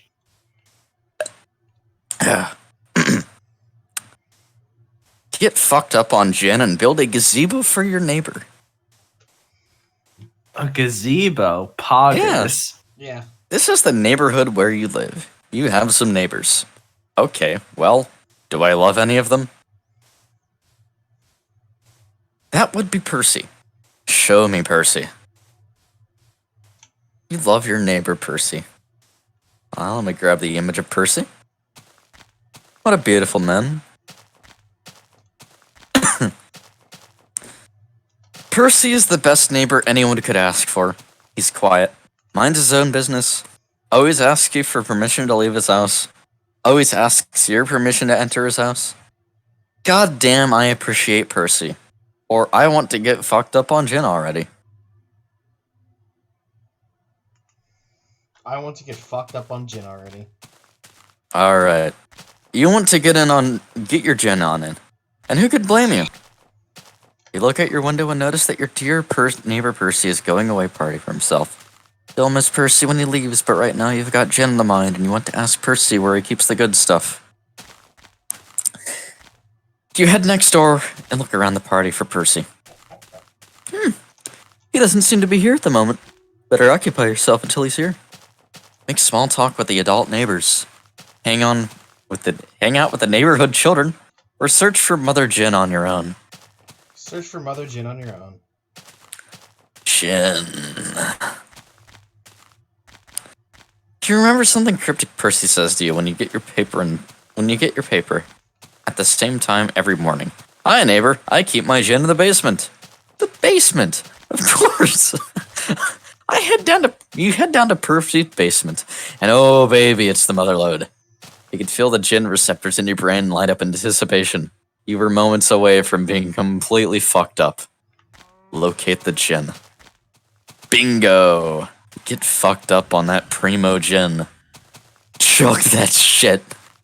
Chug that shit. Chug that shit.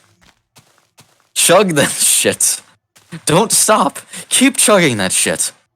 Chug that shit. Finish chugging. Your brain processes the alcohol in seconds flat. That buzz you had going has become full-body intoxication earthquake. You can hardly see straight, your face grows numb, and you feel more able to construct a gazebo than ever. Congratulations. That means you're truly fucked up on gin. Yeah, baby! Or blackout. Yeah, baby. Yeah, brother! You smash the gin bottle to celebrate being fucked up and crawl back upstairs. Crawl upstairs and go hurl niceties at Percy. You crawl for hours. Keep crawling. Whoa, baby. Yeah, you're fucked up on gin for sure, if your double vision is any indication. Sadly, there are not two, Percy. You wish. Focus your drunk vision. There we go. Hello, neighbor. You've stolen my gin. You were fucked up on it. Thank you. Can I leave my home? Asks Percy. Percy in the flesh! The numero uno motherfucker. My man, I got a goodbye gift coming at you! Sounds good. Thank you for coming to my goodbye party that I did not attend, says Percy. I did not come because I was busy reprogramming the hate speech button on my computer to do something wonderful. I am going to press it now. Oh, wait, no, don't do it, Percy. That's a bad button, Prince of Percy's, Persia. I'm begging ya. Too late. He presses the button.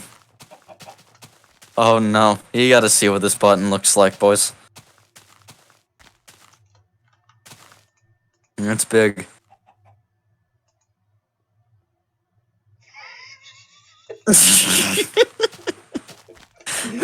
Immediately after Percy presses the hate speech button, a small boy scuttles out of an air vent in the room and sits at Percy's lap. This is my son. I named him hate speech because that's what the button said. Now it summons him. May I enter my home, begs Percy. Hello, neighbor, says hate speech. He never meant me because I live in the vents. I never go outside. This is because I am afraid of a helicopter pilot spitting on me from above. I yearn to play in my backyard, but my fear is too great a risk of it. If only we had structure that would ensure that it could never happen. Your chin-soaked heart swells. The gazebo is an even more perfect gift than you originally thought. A gift for the whole family. Fucking good to meet you, hate speech. The right-hand man of numero uno motherfucker himself. Or little compadre, just you wait a little compadre, because I got a gift coming for your dad. And you're gonna fucking love too! First option. Or anyone who's son of a neighbor is a fucking a neighbor of mine. Damn, Jin got me gone. What? Oh, it's my phone. Portfolio recovery. Ah, that's getting blocked immediately. Hey, you need to recover your Wells Fargo account. Yeah. What? I have a Wells Fargo account? Yeah, apparently you do.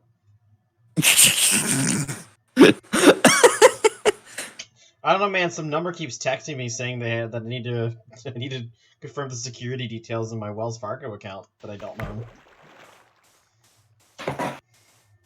Mark as spam. Please give us the security details for your account so we can transfer all your funds to the nearest Nigerian prince. Scammer. Report. Got it. Block. I'm only gonna get 300 more of those. Yeah. If you go to our scam website, you can see hot Nigerian princes near you. Ooh. Princes near you. Alright, I forget. Fig, what were we doing? I don't remember. Option 1. Good to meet you, hate speech? Okay. Good to meet you, hate speech. Don't curse, types hate speech into a web browser. Well, now that you're fucked up on Gen, it's time for the next step. Get a hammer. It's the only tool you need to build a gazebo. Say goodbye and leave Percy's house. You got it, sweet thing. Is it wrong that I said that to a kid? Whatever. Alright, I gotta find a hammer. Or respond by just screaming hammer and stumbling out. You respond by just screaming hammer and stumbling out. After drunkenly falling down Percy's front steps, dislocating both shoulders, and falling again in a way that relocated both of your shoulders, you are now on your street. Go find a hammer. Grab one from your tool shed, or stay in the middle of the street and keep screaming hammer. In the middle of the street. You scream hammer over and over again. Keep screaming hammer. Suddenly you feel a rumbling in the distance. A stampede. Then you hear a chant, gradually increasing in volume. Toil, toil, work the land with blistered and arthritic hands. Our backs will break, this lawn will rake. $2 a day the wage will make. Turn towards the source of the racket. It's the neighborhood children still playing their game of exploitative labor like they were at the yard party. They're running straight at you. Keep screaming hammer or scream fair wages. Scream fair wages. Exploitative hammer. That's pretty pog. Pog. As you scream fair wages, the kids turn around and run away from you instead. Interesting. They don't seem to like it when you yell fair wages. Go back to yelling hammer. Go back to yelling The kids turn right back around and sprint towards you again when you yell hammer. Keep screaming hammer or scream fair wages. Keep screaming hammer. The neighborhood children come to a halt right in front of you. Several more scurry onto the scene as well, carrying various lawn care equipment. You are good at yelling hammer. We are looking for a boss to loudly demand us to manual labor such as hammering, says the kids in unison. Will you play the boss? Shit, yeah, I'll boss you little Tostitos around if you get me a hammer. Sorry, it's the gin. Okay, we can get you a hammer, but how much will you pay us? Offer a living wage, offer the current national minimum wage, offer $2 a day, or offer them no pay whatsoever. Living wage. Living wage? But that's not exploitative enough, shouts and Shadu started to cry. $2 Offer them a the day. current national minimum instead. The children cheer over how much you're exploiting them and run off to their parents' tool shed. Cheer along while holding back gin vomit. Woohoo! Holy shit, that's... They've returned, dumping a giant pile of hammers at your feet. You could build 100 gazebos with this many hammers. Yay! They cheer. Threaten to withhold their pay entirely unless they get you nails. Threaten to withhold their pay entirely if they don't get you nails. The children cheer some more as they run off to gather nails that hold swing sets and treehouses together from around the neighborhood. Pump your arms as you cheer and vomit on Percy's lawn. The children return once more, this time with thousands and thousands of rusty nails. Perfect. Exploitative boss! Exploitative boss, they chant. Tell them they will be working unpaid overtime for bring you lumber, or demand large pizza wings, jalapeno cheese poppers, blue cheese fries, a grilled cheese that uses pepperoni as bread, garlic nuts, a couple burgers, chicken fingers, hot dogs, a slice of multigrain bread soaked in hot sauce. First option. Alright, unpaid overtime. The children then go from the backyard to backyard, smashing doghouses and collecting the scrap wood for lumber. Mumble woo as you piss yourself and try to keep your eyes open. They drop lumber at your feet, and just like that, you now have all the materials you'll need to build a gazebo. Demand that the children also build the gazebo, or fire the children to relieve them from their duty as exploited laborers. Demand that the children build the gazebo. Build the gazebo! Too late, the kids are gone.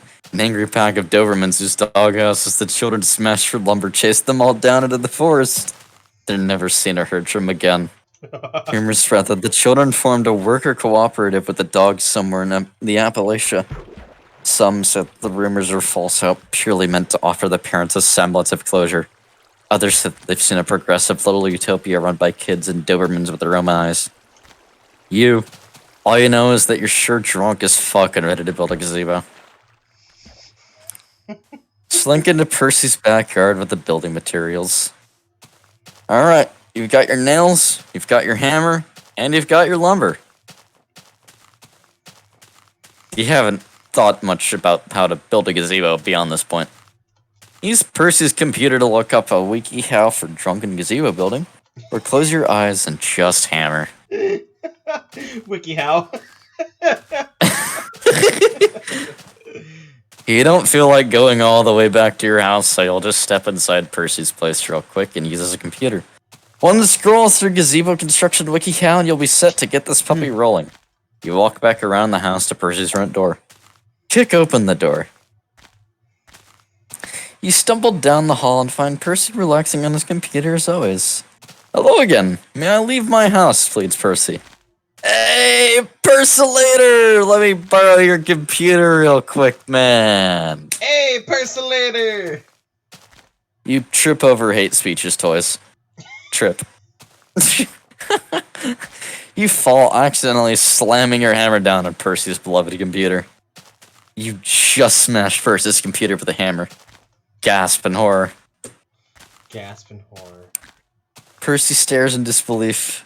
The room is so dead silent you can hear every last shard of the computer's smashed hardware to the floor. He tries typing the word happiness into what's left of the keyboard. Nothing happens. It's completely broken. You drunk idiot. You ruined the one thing he loved doing the most. Relaxing on the computer. You took that away from Percy. This is even worse than if you had murdered Percy. Look at him! He's devastated! The sight of Percy violently staring at his destroyed computer sobers you right up. Oh God! What have I done? Percy, I'm so sorry. Percy remains silent. In fact, he never speaks again. From this day forward, Percy is totally catatonic. He's fed through a tube and pisses into a bag, his eyes never leaving the spot where he last relaxed on his computer. You hear an angry mob approaching Percy's house outside. Submit yourself to the will of the mob. The mob grabs you and brings you into Percy's backyard. You weep and shame. The mob uses the materials you would have used for the gazebo to construct a pillory in Percy's backyard. Your head and hands are locked into it, and neighbors are constantly coming up to you and giving you super stylish haircuts that you can't really pull off given your cheekbone structure. It's a terribly humiliating punishment. This goes on for years and years until the teen of the neighborhood fancies you so hard, your brain becomes a liquid and you die. Vultures descend upon your lifeless body. Not to pick up your bones clean, but to use your carcass as storage for their roadkill leftovers, like a doggy bag. Not even vultures can stomach the meat of your corpse without getting a horrific dysentery from all the shame coursing through your flesh. You smashed Percy's computer. You deserve this. You deserve worse. Try again, and try not to be so clumsy this time. I like the ending, that was good.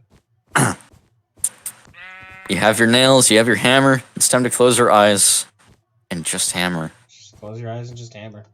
Who needs a blueprint or engineering know-how? The blueprint for this gazebo is in your heart, right next to Percy.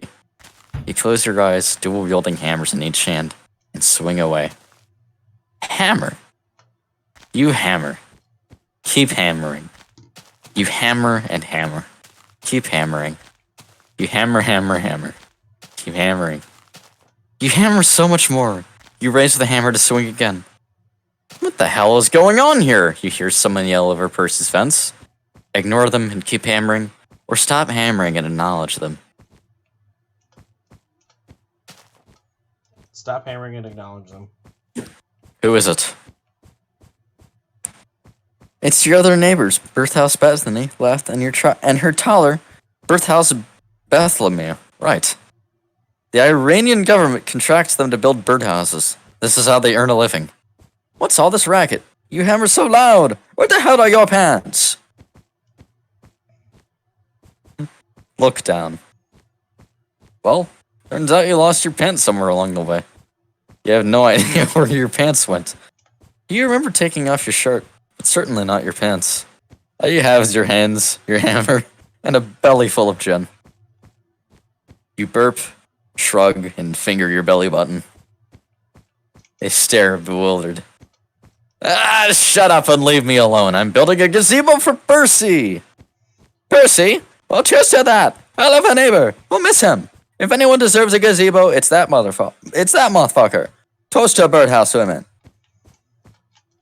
So kind of you to build him a gazebo. It looks like you could use a little help. Flip him off as you look at what you've hammered together so far. Yikes.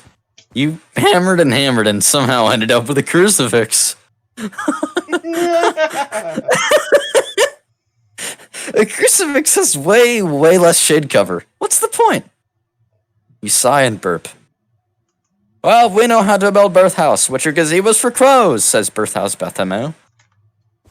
We're more than happy to help, but by contract, anything we design becomes property of the Iranian government, follows up Birdhouse Bethany. Knowing this, would you still like our help? Accept their gift, or say fuck off. Build your own goddamn gazebo for Percy. Say fuck off and build your own goddamn gazebo for Percy. This is your gift to Percy. You're not gonna let the other neighbors get in on it. You have gin, and that's all the help you need to get this job done. Swing your hammer. Ouch. You burped and threw it off the aim of your swing. You missed the nail and accidentally nailed your hand to some wood. For Percy's sake, ignore the pain and keep hammering. Ignore the pain and keep hammering. Somehow you managed to nail the hand that was holding the hammer to a piece of wood, too. You scream in agony. Yikes. You drunkenly crucified yourself instead of building a gazebo. That's not a nice gift to give your neighbor. Crosses provide virtually no shade cover. In terms of places you can relax on your computer, they're useless. Sure, it may have been an accident, but you just made a huge hassle for Percy. He's got enough on his plate as it is, with the big move and all. Now thousands of drunks are flocking to his backyard to pray and leave tributary bottles of Beefeater beneath your dying, intoxicated body. He doesn't have time to deal with all that. What a mess! As the harsh summer beats down on your crucified body, you have the soul-crushing realization that it's you, not everyone else, who's the bad neighbor. You got fucked up on gin and crucified yourself. Clearly, you can't hold your liquor. You failed. Try again. Try again. Would you like to ignore your neighbors and keep hammering? Sure, that's what the checkpoint desires. Ouch! Oh, shit, we nailed ourselves. Okay, back to the checkpoint. Acknowledge the neighbors.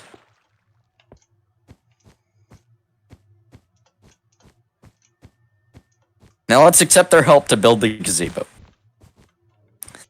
Well, fine. We'll accept their offer for assistance. You're not too worried about the Iran thing, you don't think? Percy will be either. At least Iran's your ally, you figure. Plus, you've been fucked up on gin all day. You're exhausted. Birdhouse Bethany and Birdhouse Bethany immediately start to draw up blueprints. Take a look at the blueprints. Wow, they really seem to know what they're doing. Hang your hammer up and let them take the wheel from here.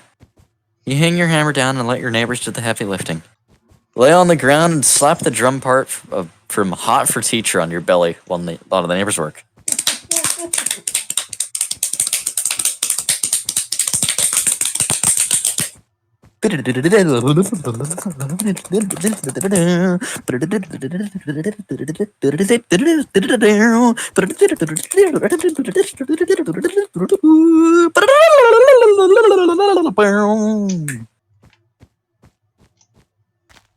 I tried. Birdhouse Bethany picks up a megaphone. Neighborhood! Our sweet neighbor Percy is in need of a gazebo! Lend us your manpower so his property may be graced with one.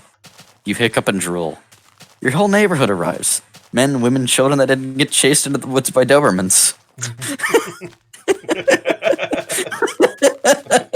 Nice. Going together and getting fucked up on Jana's community just to build Percy a gazebo. What a beautiful sight. Such neighborly love. Maybe your neighborhood isn't so mediocre after all. This is a heartwarming way of send Percy off, all thanks to your drunk ass. You're all numero uno motherfuckers to me. All your neighbors swarm the yard, stepping over your near unconscious and almost nude body to pitch in and treat Percy to a goodbye gazebo. You feel yourself slowly passing out. It becomes hard to keep your eyes open. But my idea. I get credit. Tell Percy I get... credit. The roof of the gazebo is swiftly erected above you, just as you pass out of the backyard lawn. You pass out. Ellipses. Wake up. You begin to wake up. Your head is fucking pounding. You are so nauseous. Ugh. You are incredibly hungover. You are certain you will throw up if you move even slightly. You hear Percy's voice singing along to Monster Mash in perfect harmony. It somewhat soothes the pain in your head and stomach. Open your eyes. You were laying on the floor in Percy's living room. He's relaxing on his computer. It's the next morning. Good morning. I dragged you into my house because a Doberman was trying to drag your unconscious body into the woods, says Percy. Thank you for the gazebo. I love the gazebo. I feel appreciated. In fact, because the gazebo will be so expensive to ship, I will no longer be moving to Tampa. I am here to stay. May I leave my house, whispers Percy. Look outside. The gazebo is complete. Against all odds, you did it. Plus, you got Percy to stay in the neighborhood. You turn back to Percy. You're welcome. Yes, you may leave your house. Hate speech, too. What are you talking about? I must have blacked out. I don't remember anything.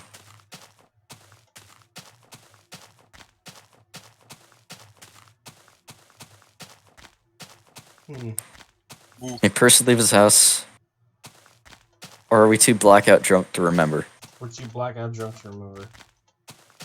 With a click of the hate speech button, hate speech scuttles out of the vent and back into Percy's lap. Which one is this? Getting fucked up and building a gazebo for your neighbor. Oh, I haven't done that one. I am very grateful that I can now play outside without fear of a helicopter pilot spitting on me, declares hate speech, beaming with joy. There's one thing you should know. The Iranian government technically owns your gazebo, or, wait, who the fuck is that vent kid? How did I get here? Wait, who the fuck is that vent kid? How did I get here? What? Huh? Well, you have no idea what just happened. Apparently you got fucked up on chin and built a gazebo for your neighbor?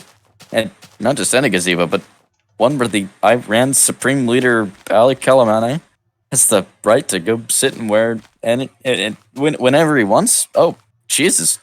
He's there right now, just sitting. He's not saying anything, he's just staring at a butterfly. Is the supreme leader even enjoying himself? Either way, you wonder what's wrong with you and why you did that. You're humiliated to have woken up in Percy's house only wearing underwear stained with piss, but are nonetheless happy that Percy loves relaxing on his computer in the gazebo you apparently built for him. You decide not to drink again for a long, long while. Congratulations. Woo! Yay! Woo-hoo!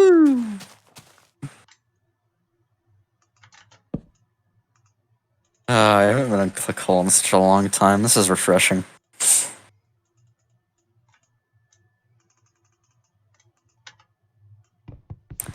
Oh, in the news, tough but fair. The American Psychiatric Association has announced that some of you could stand to re-stigmatize your depression. To re-stigmatize your depression.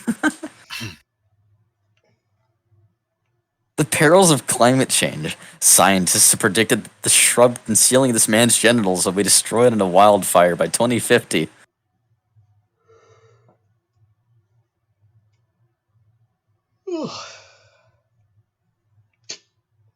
Fitness not to the end. Ruth Bader Ginsburg's headstone says nothing but gym rat on it. That's good.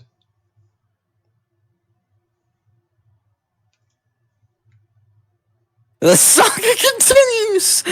J.K. Rowling has revealed that Ron Weasley became patient zero for coronavirus after messing up a spell where he tried to turn a bat into a larger bat he could have sex with. Hey, Shovel, Yeah? could I put in a request for you to guide Fig through one of the greatest click ventures of all time? Perhaps. Sure. That one being murder, cheat, and fuck your way through Boston.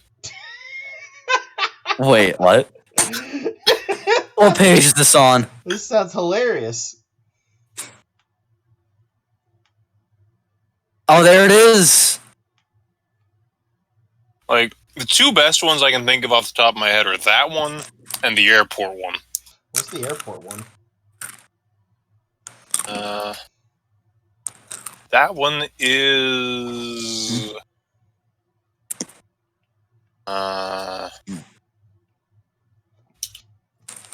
Hey guys, I'm the detective. Not sure which one is off the top of my head.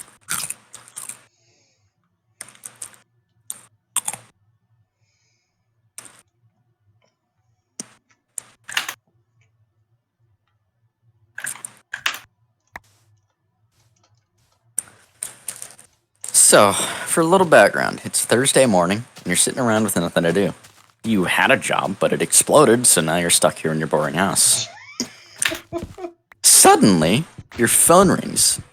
Answer the phone, ignore the phone, and go outside to look at parts of the planet Earth, or die of old age. Go outside and look at parts of the planet Earth. You walk outside and find your mailman. You have a letter, says your mailman. Here it is. Inside your house, the phone continues to ring. Are you the mailman? Take the letter or answer the phone. By the way, I found the name. It's Your Flight's Been Delayed. Can you kill 5 hours at the airport? Genius. I'm sorry, Fig probably forgot his options. Yeah. I had the memory span of a goldfish. Every time I blink, it's a brand new world. Okay. Do we ask if this is the mailman? Do we take the letter or do we answer the phone? Answer the phone. Alright. Hello, says the voice on the other end of the phone. This is the mayor of Boston. It's an honor to have a phone. Hello, Mr. Mayor. It's an honor to have a phone. What can I do for you? Or, what is Boston? What is Boston?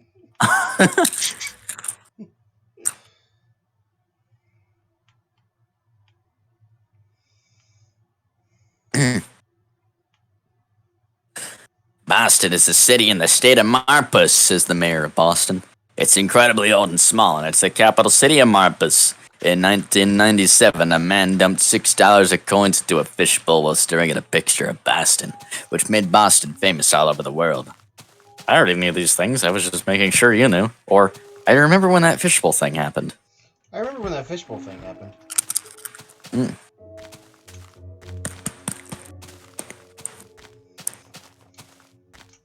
Of course you remember the fishbowl thing, says the mayor of Boston. Everyone remembers exactly where they were when they found out someone had dumped $6 of coins into a fishbowl while looking at a picture of Boston. That's true. What can I do for you, Mr. Mayor? Are you familiar with the story of Saddam and Gomorrah? Asks the mayor of Boston. Yes, or no, please explain. No, please explain. I don't know.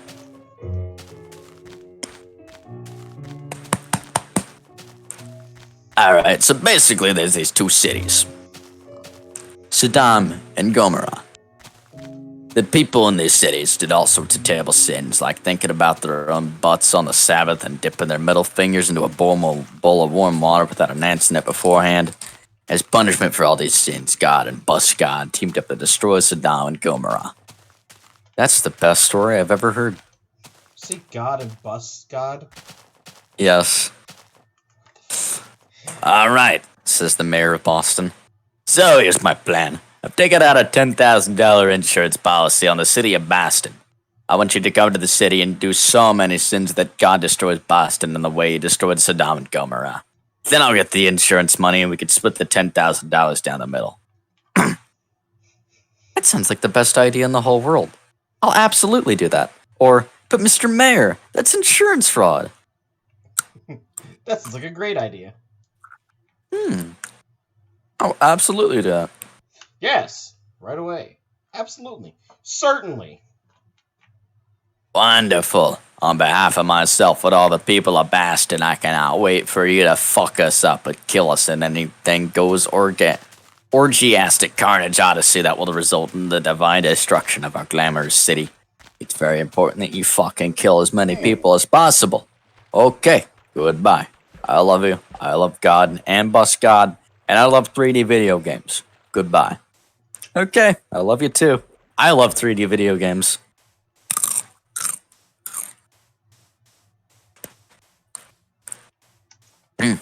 Water. Water? I barely knew her.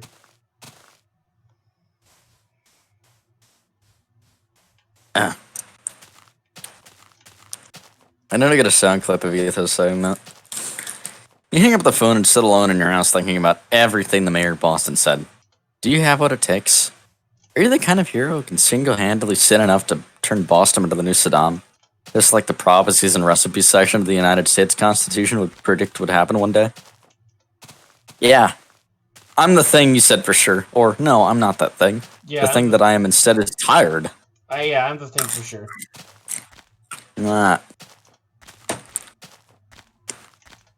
Wonderful. Very exciting. These Vikings from a long time ago were cheering because of your bravery. It's time to get started. Go to Boston and start fucking and killing everything until the Lord destroys the city. Travel to Boston to do tons of sin with emphasis on fucking and murdering. Travel to Boston to do tons of sin. Can we do the airport one after this one? Nah, I don't think my voice is gonna let me do it too much. Boston. The diamond in America's face. The place where a dog died. A sprawling metropolis is filled with history, culture, stores, some roads, and a guy who kissed a lady here once. It's time to walk to the city's hallowed gates and start fucking and killing all that stuff that's here so God will destroy it for insurance money. Walk to the gates of Boston and get to work. You're standing outside the gates of Boston. Before you get past through them, your cell phone starts ringing. It's your husband and wife calling. Enter your cell phone. Ignore it and blast into Boston to do sex and murder constantly. Ignore it. Oh, I need to show you. The pearly gates of Boston.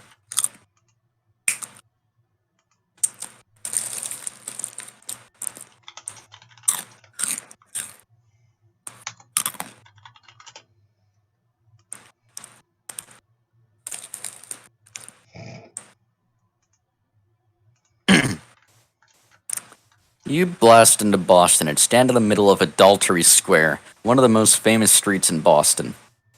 It's time to do terrible sins and get God and bust God to destroy the city. Where would you like to start doing sins? Right here in Adultery Square? Go on a tour of Boston and see some historical landmarks? Go sin in Fenway Park? Or go sin at Harvard University? Go sit in Fenway Park.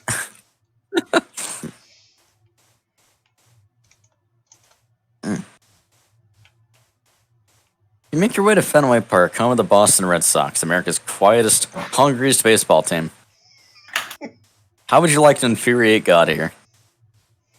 Make God furious by committing the sin of yelling bonjour to a sports arena as if it were a French human being. Make God furious by committing the sin of fucking Fenway Park, or go inside and do sins to the baseball players. I would like to fuck Fenway Park. Are you sure you want to commit the sin of fornication with Fenway Park?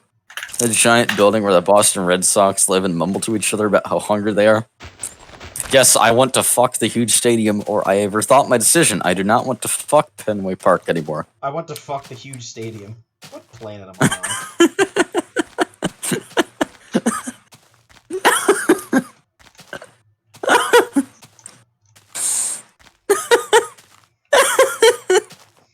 Please tell me you have a great image to go along with this.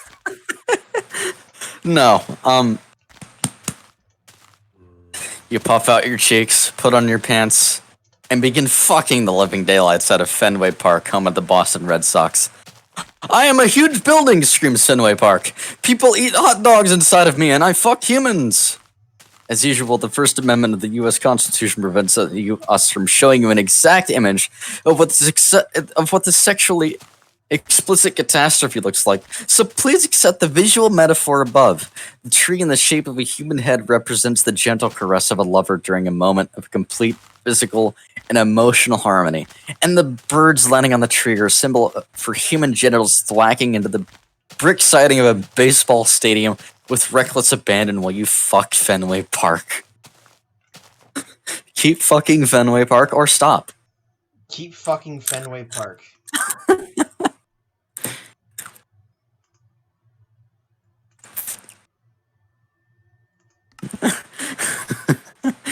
You continue to commit the terrible sin of fornication with Fenway Park. This is definitely going to make God furious. I seat 38,000 and I'm fucking a stranger, screams Fenway Park as you continue to do your genitals to this historic stadium where legends like Pedro Martinez and Wade Boggs achieve baseball greatness. Please stop doing your genitals to the stadium, sobs a policeman who is watching this parade of sin unfold. He blows an air horn into the sky as tears run down his face, but you ignore him. This is your time to have sex with Fenway Park. Be done having sex with Fenway Park. Okay, you were done fucking Fenway Park. Now we will get married, says Fenway Park. Okay, or I don't want to marry you, Fenway Park. I have to do more sins so that God will destroy Boston. I don't want to marry you, Fenway Park. Alright. Too bad, says Fenway Park. You must marry me. All my life I have had two dreams. To have Ted Williams bury a bag of endangered birds under my pitcher's mound, and to be a huge baseball stadium that fucks and marries a stranger on the eve of the apocalypse. I've already achieved one of those dreams, and now I must achieve the second. You must marry me. Try to run away, or marry Fenway Park. Marry Fenway Park. Hello. Hello, Maggie. We are marrying Fenway Park, home of the Boston Red Sox. Okay. You marry Fenway Park in a weird ceremony. It's a very happy time for you. Also, since you were already married to your husband and wife, marrying Fenway Park counts as adultery. So that's a bonus sin that definitely Bonus makes God sin. furious. Bonus. This has actually turned out great for you. It's time to do more sins around Boston. What would you like to do? Do sins in Adultery Square, go on a tour of Boston, or go sin at Harvard University? Go sin in Harvard University. Harvard, let's go. Ah, Harvard University. The special jail where people with too much math are imprisoned forever and forced to teach each other about poems. It's one of the cruelest and most prestigious prisons, not just in Boston, but in the entire state of Marpus. Surely one of the brilliant minds trapped here in this brain dungeon can help you sink Boston to the sea. Which department of the university would you like to visit? The physics department, the religious studies department, the Department of Alien Sciences, or, excuse me, idiot, but technically Harvard U is in the city of Cambridge. Hang on. Ask me these again. Let me use the bathroom real quick. Okay.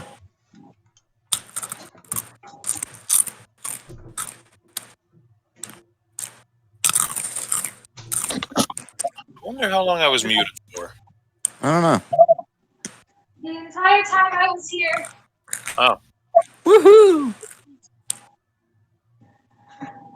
Hi, Maggie. Hi, Jimmy. How are you? I'm doing all right. That's good. Who are you? No. Okay, that's fair.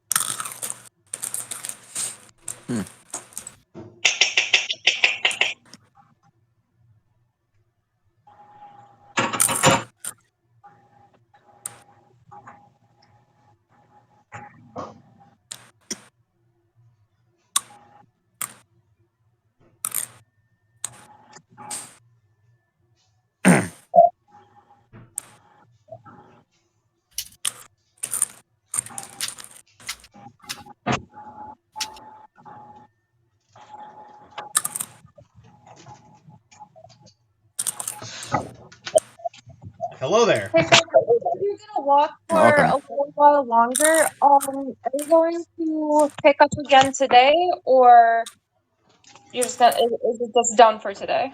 Well, considering that it's gonna be me and Kevin building a giant block of coal, that's probably gonna take the remainder of my day. Oh, okay. What's the giant block of coal for? To prank Joko. Perfect. Oh, what is it gonna be? And can I watch? Say again? Where's this gonna be? And also, can I watch you guys do this? Yeah, sure. I'll Discord stream it to you. Thank you. Alright, Joko. Not Joko. Shovel. You're two very different people. Repeat me my options. You should just reread the whole page. No, I remember it was something about the departments. Oh, okay. Maggie, will you be around tomorrow? I have class in the morning, and then my dad and I are gonna run early.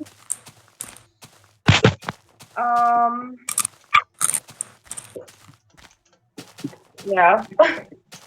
That'll take up quite a bit of time. Aw.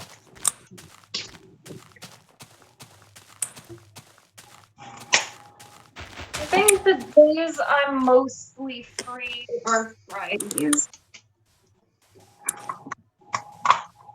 Alright, man. I want my options. I'm sorry. Eating. How dare you?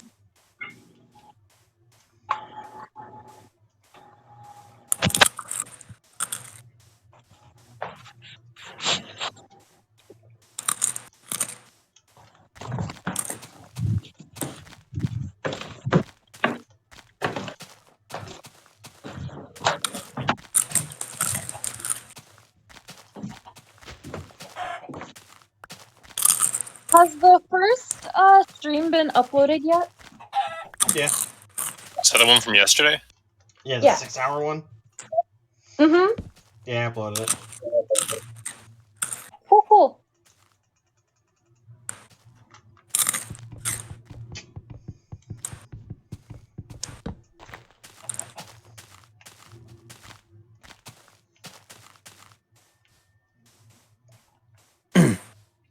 What the fuck is this? Look at this. What? I don't know. Looks like a normal Minecraft world, dude. Weird. I want to collapse this into the ocean. Do it. Bitch boy.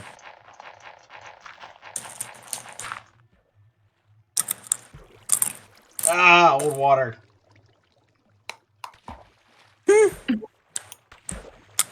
That was funny.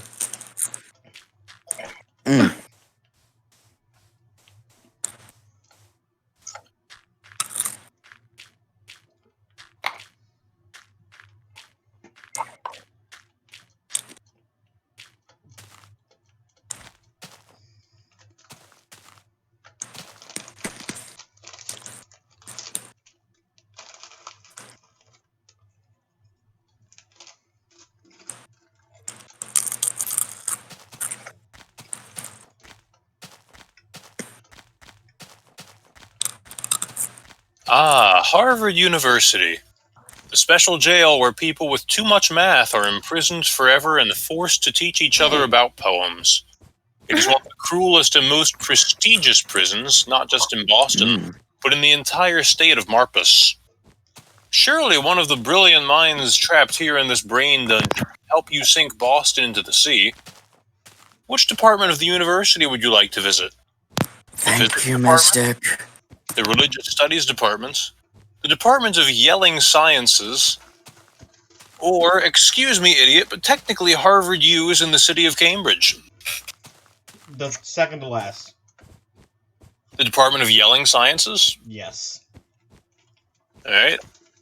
You travel to Harvard's Department of Yelling Sciences. It looks like these scientists are working hard on developing new types of yelling. It's probably best not to disturb them. Where would you like to go instead? The physics department or the religious studies department? Religious studies. Religious business. You've arrived at Harvard's Department of Religious Studies. This is the part of Harvard where scientists argue about whether or not God wears a shark tooth necklace in heaven. Maybe one of the religion scientists knows how to make God angry enough to destroy Boston. Would you like to find a religion scientist to talk to or attend a lecture on religion science? I would like to find a religion scientist. You walk into one of the religion laboratories and discover a religion scientist. She is doing an experiment where she looks at a tube. Hello, can I ask you about making God angry? Or, hello, does God wear a shark tooth necklace?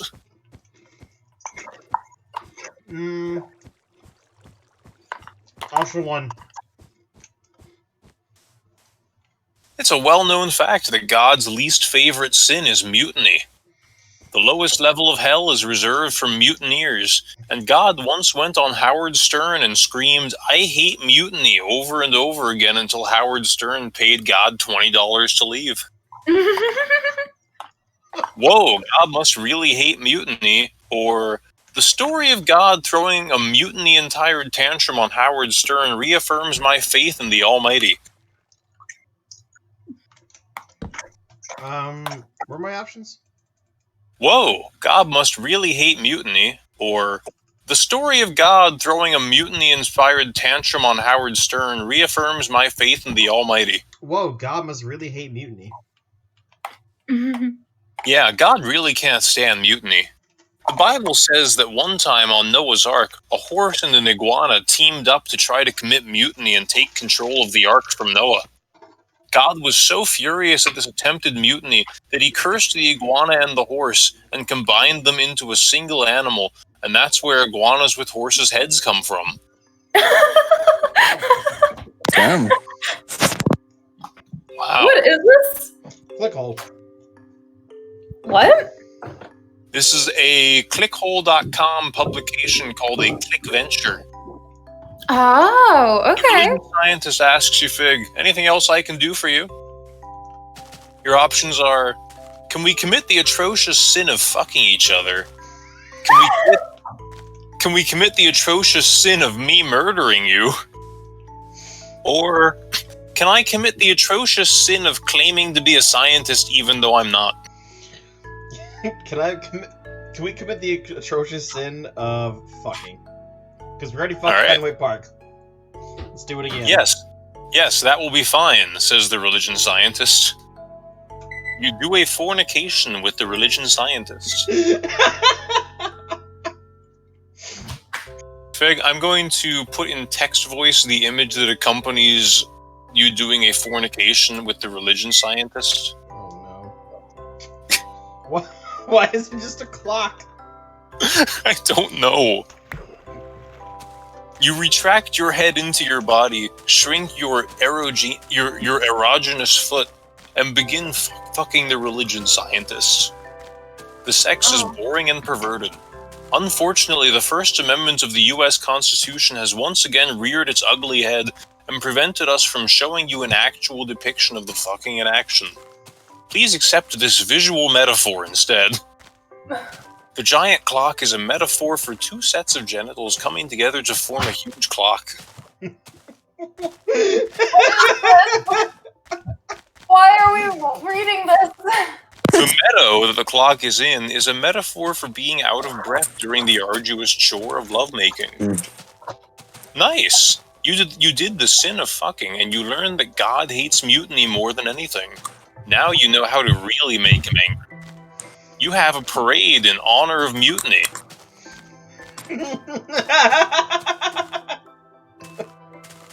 You take out your cell phone and call the American Bureau of Parades. You schedule a parade in honor of mutiny, the boat crime, and specify that the parade route should be Boston. Within seconds, 8 million people wearing mutiny-themed masks and riding mutiny-themed floats come parading over the hills of Boston. The Mutiny Appreciation Parade has begun. A marching band plays "O Mutiny, my heart yearns ever for thee," as the parade goers cheer and scream about how much they love mutiny. You join the Mutiny Appreciation Parade. Here you are in the middle of the Mutiny Appreciation Parade. Everyone is dressed like beloved mutineers from history. Fletcher Christian and Carl Artelt costumes are everywhere you look. You start marching with the crowd. The Mutiny National Anthem swells to a triumphant crescendo. "I love mutiny!" shrieks a 9-year-old girl wearing an Afanasy Matushenko Jim, mask. what the fuck was that voice? It's his A attempt. 9-year-old girl. It's his attempt at a 9-year-old girl. If mutiny were Very good. If mutiny were a car, I would crawl inside of it to die, bellows a man wearing a t-shirt that says, "I love to forcibly wrest control of the ship away from my captain, and all I got was this stupid t-shirt." You keep marching in the Mutiny Appreciation Parade. The Mutiny Appreciation Parade is wonderful. Suddenly, there's a crash of thunder, and the clouds part to reveal a divine light shining down from heaven. "Enough!" A terrifying voice booms from the sky. "I am God. Your wanton celebration of mutiny the boat crime offends me deeply. You must cease at once." Beep beep, booms a giant celestial bus horn from the sky. "That's Bus God," says God. "He's here too, and he's as furious as I am. If you do not end this tribute to mutiny at once, my wrath shall be great and terrible to behold." Alright, would you like to back down and call off the parade, or sing the Mutiny National Anthem? Sing the Mutiny National Anthem. Let's do it.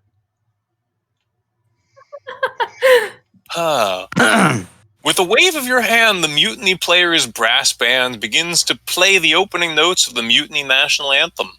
You sing the beautiful words with all the heart and soul you can muster. The Mutiny National Anthem, sung to the tune of "Born to Run" by Bruce Springsteen.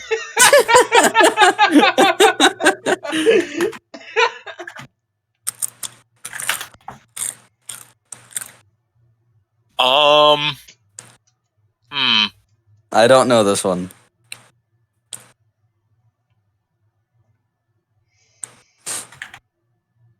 Should I just read it? Yeah. I don't remember the tune of "Born to Run." Mutiny, mutiny, mutiny, mutiny, mutiny. We doff our caps to the old mutiny, mutiny, the Cadillac of crimes. I love to take control of a boat, and when the captain says don't do that, I love to say be quiet, I'm doing it. Finally, a crime that's just for the ocean. At last, a special mischief you can do on a boat. Mutiny, mutiny, mutiny, mutiny, mutiny, mutiny, mutiny. 6 hours. 6 hour coffee. Mutiny, mutiny, mutiny, mutiny, mutiny.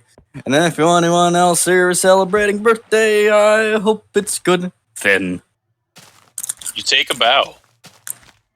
As soon as you finish singing the Mutiny National Anthem, huge fireballs and bus tires start raining down from the sky, setting all of Boston ablaze. "I warned you," says God. "I told you there would be wrath, but you didn't listen." "Beep beep," yells Bus God. Boston is completely destroyed. You did it! You heroically turned yourself into a one-person crime factory and got the Lord to incinerate the city. You and the mayor split the $10,000 insurance policy. You use your share of the money to buy magazines. The end. Shovel, I just want to say your singing was really good. Yeah, I really appreciated that. I enjoyed that too. I tried. I don't know the theme. I don't know the song. I've heard "Born to Run" so many times, but I just couldn't remember the tune. I know. Same. I probably have as well. Alright, I'm gonna take a bathroom break, and when I come back, we're gonna be stuck in an airport for 5 hours. Oh dear. Great! Sounds exciting. Great! I'll get my stuff. Robin, this looks like a case of group sex. Great!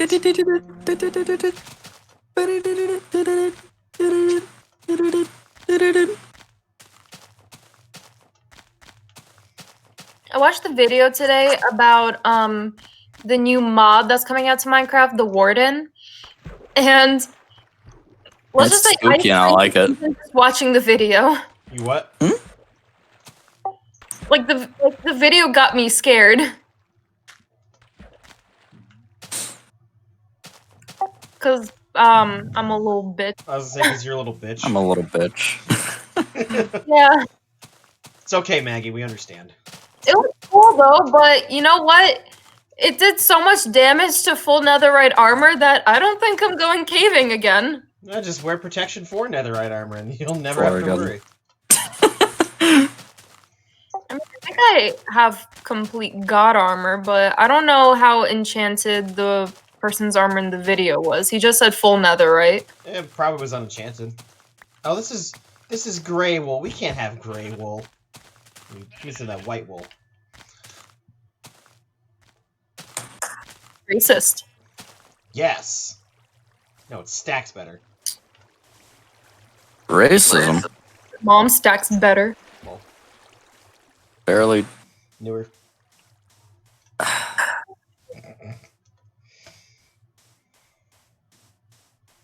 Hey, Shovel. Yeah. You want to import this diamond texture into the server resource pack? What? You want to import this diamond texture to the server resource pack? What diamond? The one in this texture pack. Oh, nah. But it's such a good blue. Yeah, the blue in this resource pack is really nice.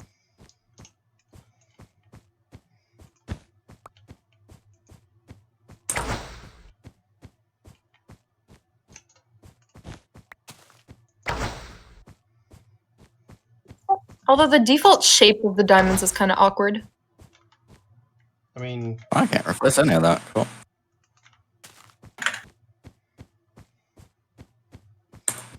yeah, I'm glad they kind of smoothed it out, I think, in 114. Same thing with the iron and gold ingots. They smoothed them out.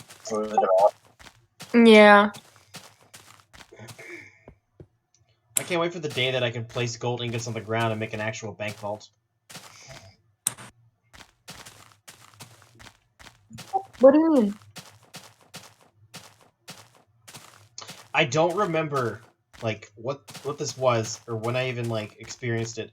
There's a mod that I played with. I think it was, like, an FTB thing. And you could basically put items on the ground wherever, and you could just make giant stacks of ingots, which looked really fucking nice.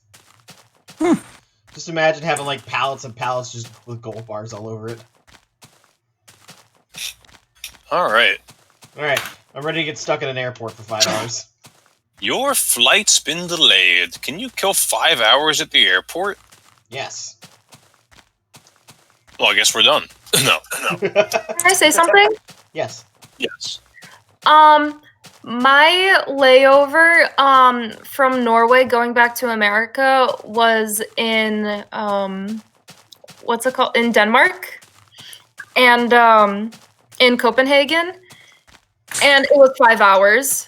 I was completely alone, and most of the stuff was closed because of COVID-19. Right. I usually, most of my layovers are usually like an hour, sometimes an hour and a half. Yeah, but this just so happened that the layover, like with the way our flights were scheduled, it had to have been 5 hours, and it was awful. So I'm excited to hear about this crazy adventure that we're about to go on. Clickhole's always an adventure. Let's go, baby! Alright. The airport. Humanity's gleaming pillar of promise. A beam of light in a sky otherwise swollen with darkness. A gorgeous steeple towering over the shit-stained parapet of the railroad. Yes, the airport offers a beautiful song to all of us, but you are in no position. Who left? Shovel. You scared away Shovel. Oh. Yes, the airport offers a beautiful song to all of us, but you are in no position to listen to its harmonies. You are running late for your flight. Really? Oh no! Or, no, I'm not. Really? Oh no! Your alarm clock went off late this morning. The train to the airport was behind schedule, and now you're pretty sure that you accidentally left your oven on. You're even more sure that you accidentally put all your expensive artwork in your oven. But that will have to wait. You tear through Terminal A with your roller bag skittering off the linoleum, spewing your clothing everywhere. Your plane leaves in 20 minutes. You just might make it. Alright, would you like to hot tail it to the gate, or candle hop it to the gate? Candle hop it. I don't know what that even means, but I'm doing it. You sprint toward gate E5, where your plane to Panama Miss. City is departing from. Did you say something? I said miss. Okay. You are going so fast that you slide the last 20 feet across the linoleum, stopping perfectly in front of the gate agent in a little cloud of dust. Hello, she says. Do you want to get on the plane now? Hot dog, do I? Or, no thank you. No thank you. Wait, what did I just say?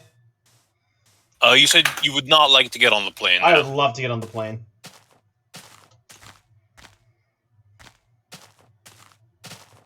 Okie dokie, you say hot dog, do I?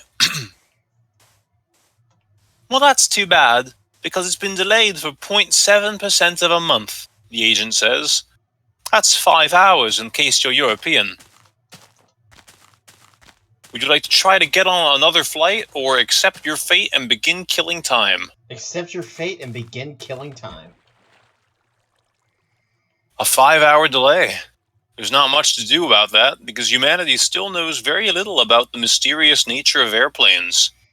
Luckily, the airport is teeming with exciting opportunities to burn time. What do you want to do? Would you like to go chat with TSA agents at the security checkpoint? Get some food? Commiserate with your fellow passengers? Look for a place to charge your phone? Or give up and return home? I'm gonna go chat with the TSA agents. Nice. You walk back to the TSA security area and go up to the agent who seems to be in charge. He looks at you. Can I help you with something? How does your job work? Or, give me the skinny on the old TSA, friend. How does your job work? It's pretty simple, the TSA agent says. The TSA is in charge of finding the man who murdered Lacey Peterson. Don't know who that is. Would you like to say, that makes sense? Or, isn't it pretty clear that her husband, Scott Peterson, did it? Like, there was a big trial and everything. Isn't it pretty clear that her husband, Scott Peterson, did it? We at the TSA don't quite buy that verdict, the agent says. So we decided to set up checkpoints at all American airports to see if we can find the real killer. A killer sadistic enough to murder Lacey Peterson and then frame Scott Peterson is probably just the maniac who would want to fly to a bunch of places. That's why we're in airports. How does it work? What does the TSA stand for, or what year was the TSA founded? What does the TSA stand for? It's too offensive to say out loud, the agent says. How does the TSA work, or what year was the TSA founded? What year was the TSA founded? November 19th, 2001, the agent says. Isn't it odd that the agency... Probably not, I don't know. Oh, jeez, this is a huge cliff. Isn't it odd that the agency started over a year before the death of Lacey Peterson, you ask? Nah, the agent says. How does your job work, you ask? See that machine over there, he asks, pointing to a machine. That machine scans every passenger's luggage, looking for items that tie a person to the death of Lacey Peterson, like a gun or strands of Lacey's hair or a signed confession. Conversely, the machine also scans for items that exonerate Scott Peterson, like a picture of him lovingly hugging Lacey, or a letter that explains why he took out $15,000 in cash, bought a gun, and dyed his hair the day before his arrest.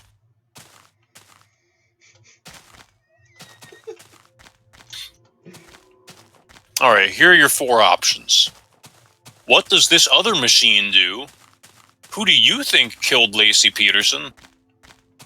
Actually, no, the last 2 are things we've already asked him. What does that other machine do? That's our backscatter machine, the agent says, pointing to a TSA full-body scanner. It's very simple how it works. Everyone must step through it one at a time, and the highly advanced AI grills you on details of where you were on Christmas Eve 2002. It has proprietary technology that can tell if you're lying or not. It also takes pictures of you naked, but we're not sure why it does that. Alright. Who do you think killed Lacey Peterson? Or thank you for that information, goodbye. Thank you for that information, goodbye. Alright. What do you want to do? Get some food? Commiserate with your fellow passengers? Look for a place to charge your phone? Or give up and return home? Get some food. You waltz over to the Terminal A food court, greedy to take part in American commerce and American gluttony simultaneously. Which restaurant do you want to go to? The Pretzel Caboose? Sandwiches by pilots for pilots? Or eat the food you brought from home? I want to go to the Sandwich Caboose. Sorry, the Pretzel Caboose. Alright. The Sandwich Caboose. Choo-choo! The man behind the counter says. The hobo of hunger is about to get disemboweled with an old chair leg on your freighter headed towards San Satisfactionisco. Which rail would you like to ride toward Full Stomach Junction? The man then makes a train whistle noise with his mouth. You look at the menu. Give me Pretzel Caboose food item number 1. Give me Pretzel Caboose food item number 2. Give me Pretzel Caboose food item number 3. Give me Pretzel Caboose food item number 3 with cheese. Or, why is there a railroad-themed restaurant in an airline terminal? Why is there a railroad-themed restaurant in an airline terminal? Why do you have an asshole-themed brain inside your head, the man asks. Makes you think. Alright, would you like item 1, 2, 3, or 3 with cheese, or would you like to go somewhere else to eat? 1, 2, 3, or sorry, I want 3 with cheese. Alright. You order pretzel food item number 1 with, or number 3 with cheese. Sorry, the guy says. We're out of that.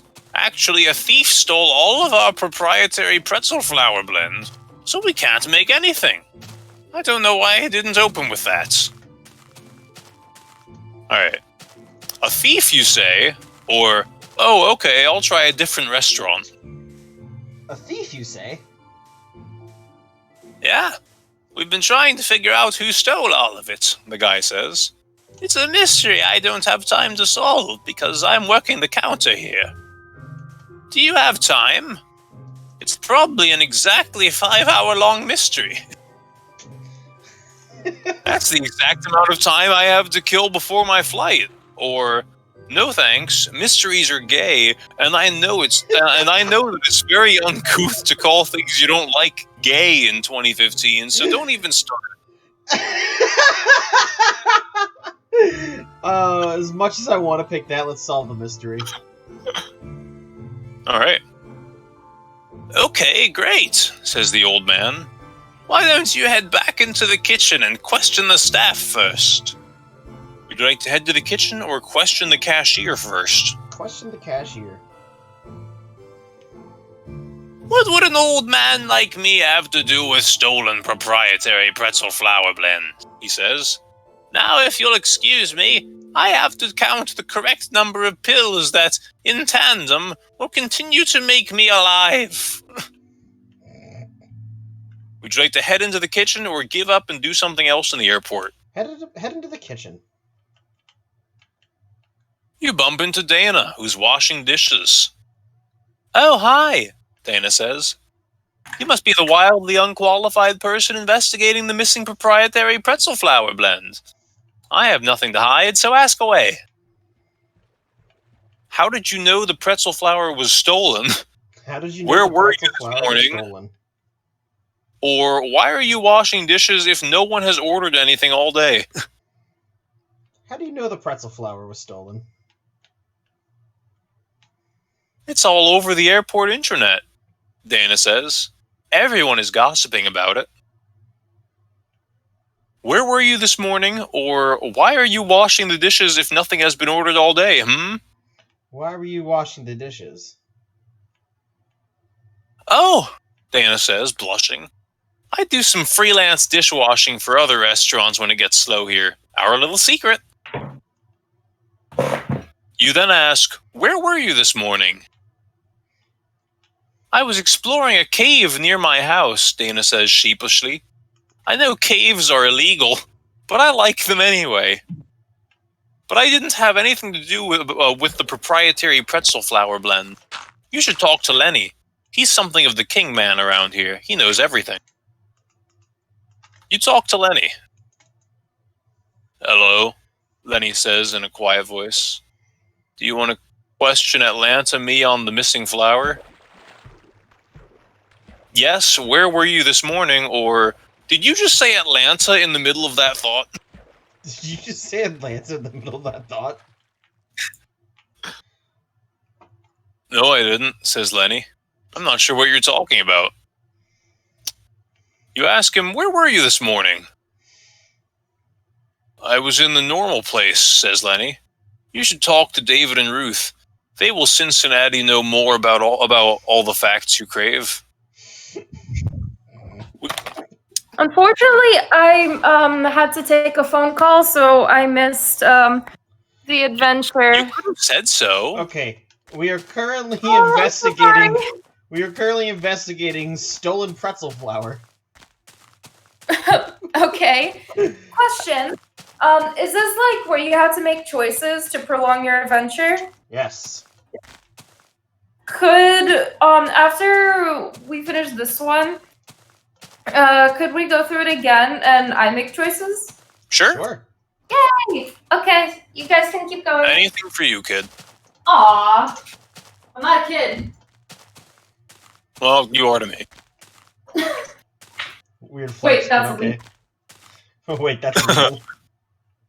There's nothing illegal about calling someone a kid. I'm the detective. Alright, so. I'm in danger. Did you just say Cincinnati? Or talk to David and Ruth? Did you just say Cincinnati? Of course not. That's preposterous, Lenny says. Then he walks away to rearrange some ladles. And to be clear, yes, I do mean the large soup spoon. What else would a ladle be? I just, maybe you misheard and thought I said labels. Label. Would you like to talk to David and Ruth or become disillusioned with finding the truth and leave? Talk to David and Ruth. Here, in text voice, are David and Ruth.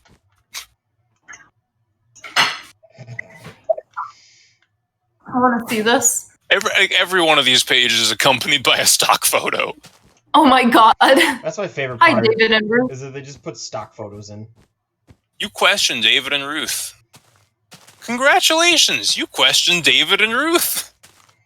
You then go to question the pretzel caboose chef. Hey there, the chef says. The cashier asked me to run a little investigation into the missing proprietary pretzel flour. Where were you this morning? See, now he's questioning you. Your options are, I was getting ready for the airport. I was stealing a bunch of pretzel flour, but from a different restaurant. Or, wait a second, the cashier told me to head an investigation into the missing flour. Wait a minute, the cashier told me to head an investigation into the missing flour. Interesting, the chef says. Sounds like there's some intrigue afoot.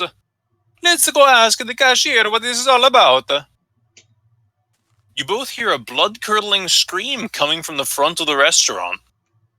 Let's run toward that cool scream, the chef shouts. You run toward the scream. If this is what you expected, it's exactly what you expected. The cashier murdered by having proprietary pretzel flour blend shoved in his mouth. You hear another blood-curdling scream. Whoa, you check out that second blood-curdling scream. You whip around to see that the chef is dead too. He was also asphyxiated by pretzel flour, blood foam pouring from his mouth. I'm going to show you the image that accompanies this one. Oh boy. I hope it's really badly photoshopped.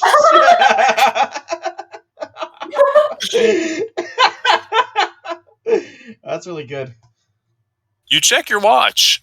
It's already been 2.5 hours. Halfway through the wait until your plane leaves. Nice! Would you like to continue solving the mystery or call for help? 2 people have been murdered. Call for help. 2 people have been murdered. You yell for help and the TSA agent comes sprinting over. What do you need? How can I help? These 2 men were both just murdered, you tell him. Are either of them Lacey Peterson's murderer? Obviously not, or clearly not, ellipsis. Clearly not, ellipses. Sorry, this is out of the TSA's jurisdiction then, he says and walks away. Let the TSA know if you find who really killed Lacey Peterson, he says over his shoulder. Would you like to continue solving the mystery or find something else to do? Continue solving the mystery. This is getting deep. I want to find out the mystery. You notice the tag on the chef's apron is sticking out. You go to stick it back in, even though he's fucking dead. Because it's really bugging you. As you peer down, you see that it says, kitchenware for pilots by pilots. God, how have you not solved this mystery yet? You must be a giant clueless lunk. You question the employees of sandwiches for pilots by pilots. Well, you walk up to the counter, but there's not a soul in sight. Where is everybody? You shout. I'm trying to solve a mystery over here. You notice a piece of paper on the counter that says, went to Pilot's Lounge in Forbidden Terminal. Do not follow. This could be a clue. You head to the Forbidden Terminal. You walk through Terminal A, Terminal B, and Terminal C. As you stride across the linoleum, other airport denizens talk in hushed tones about how much purpose you walk with. You hear the words, Forbidden Terminal, said a bunch, to the point where it starts getting on your nerves. You reach the entrance to the Forbidden Terminal. There's an old man standing in the entrance. Whoa, weird? Or, yup, this seems pretty standard. Yup, this seems pretty standard. The old man seems wiser than he is old, and older than he is wise. You don't need to answer my riddle in order to pass, but it would be nice if you did, he says. Aww. Do you say, fine, whatever, or just go in? Fine, whatever. What makes no sound in the day, but rings like a bell in the night? What? Well, there's only one answer that's given, so I'm just going to see if you can actually guess what it is. I don't know. I'm not a riddle person, dude. The answer to what makes no sound in the day, but rings like a bell in the night is a night bell.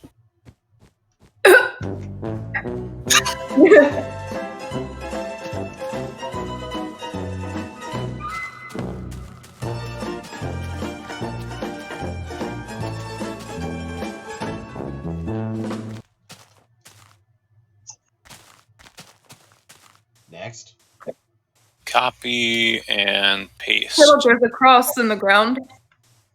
All right, now it's forever in text voice. It's Jesus. Jesus! That is correct. Thank you for answering my riddle, even though you didn't have to. Aw. You tell him, you're welcome. Have a good time in the Forbidden Terminal, he says before wandering off. The Forbidden Terminal is an immense rocky cavern lit by flickering torches and awash with an eerie sense of the forbidden. It is too large to comprehend, and you begin succumbing to agoraphobia, your favorite illness. As you step in, Dana, the dishwasher from earlier, grabs your shoulder. If you're going to the pilot's lounge, you'll need an interpreter to speak their language, she says. I used to be a flight attendant before I was promoted to dishwasher. It's rusty, but I can speak a little pilot. I also know the way. It's rusty. Do you accept Dana's help, or be a real dick about it, but ultimately accept Dana's help? Accept Dana's help. You and Dana traverse the Forbidden Terminal. It's cool and damp, kind of like a cave. This terminal is kind of like a cave, says Dana. God, Dana just gets you. A breeze as old as the ages blows through, a gust that reminds you of a young boy who looks up at the sky and dreams about shooting a bird, of a ship with a rudder made of meat, of grabbing your mother's hand as she walks you to your first day of mail fraud school. The pilot's lounge is just a little further up here, Dana says. You go to the pilot's lounge. The smell hits you before you see it. It smells like if someone set a burning septic tank on fire again. It smells like someone throwing up into a rat's mouth. It smells like a Christmas ruined by Uncle Shit. I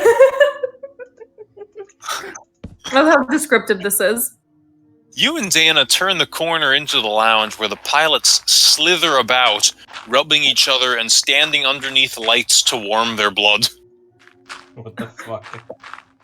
One of them notices you. Charleston Grunxler Shea Gilder Boston Irshinglex. Dana turns to you. He said, "Welcome to the pilot's lounge. Of what use may we be?" Instruct Dana to tell them, "Where were you this morning?" Or instruct Dana to tell them, "I'd like a chilled beverage." I'd like a chilled beverage. All right. Dana speaks in broken pilot to the pilot. He nods and returns with a scalding hot mug of bubbling putrid filth. Sinforth, Austin, Londington, Indianapolis, Lepsu. Dana turns to you. He says this is the coldest thing pilots are aware of. You tell Dana to ask them, "Where were you this morning?" One of the two pilots speaks. Harkon Grunxler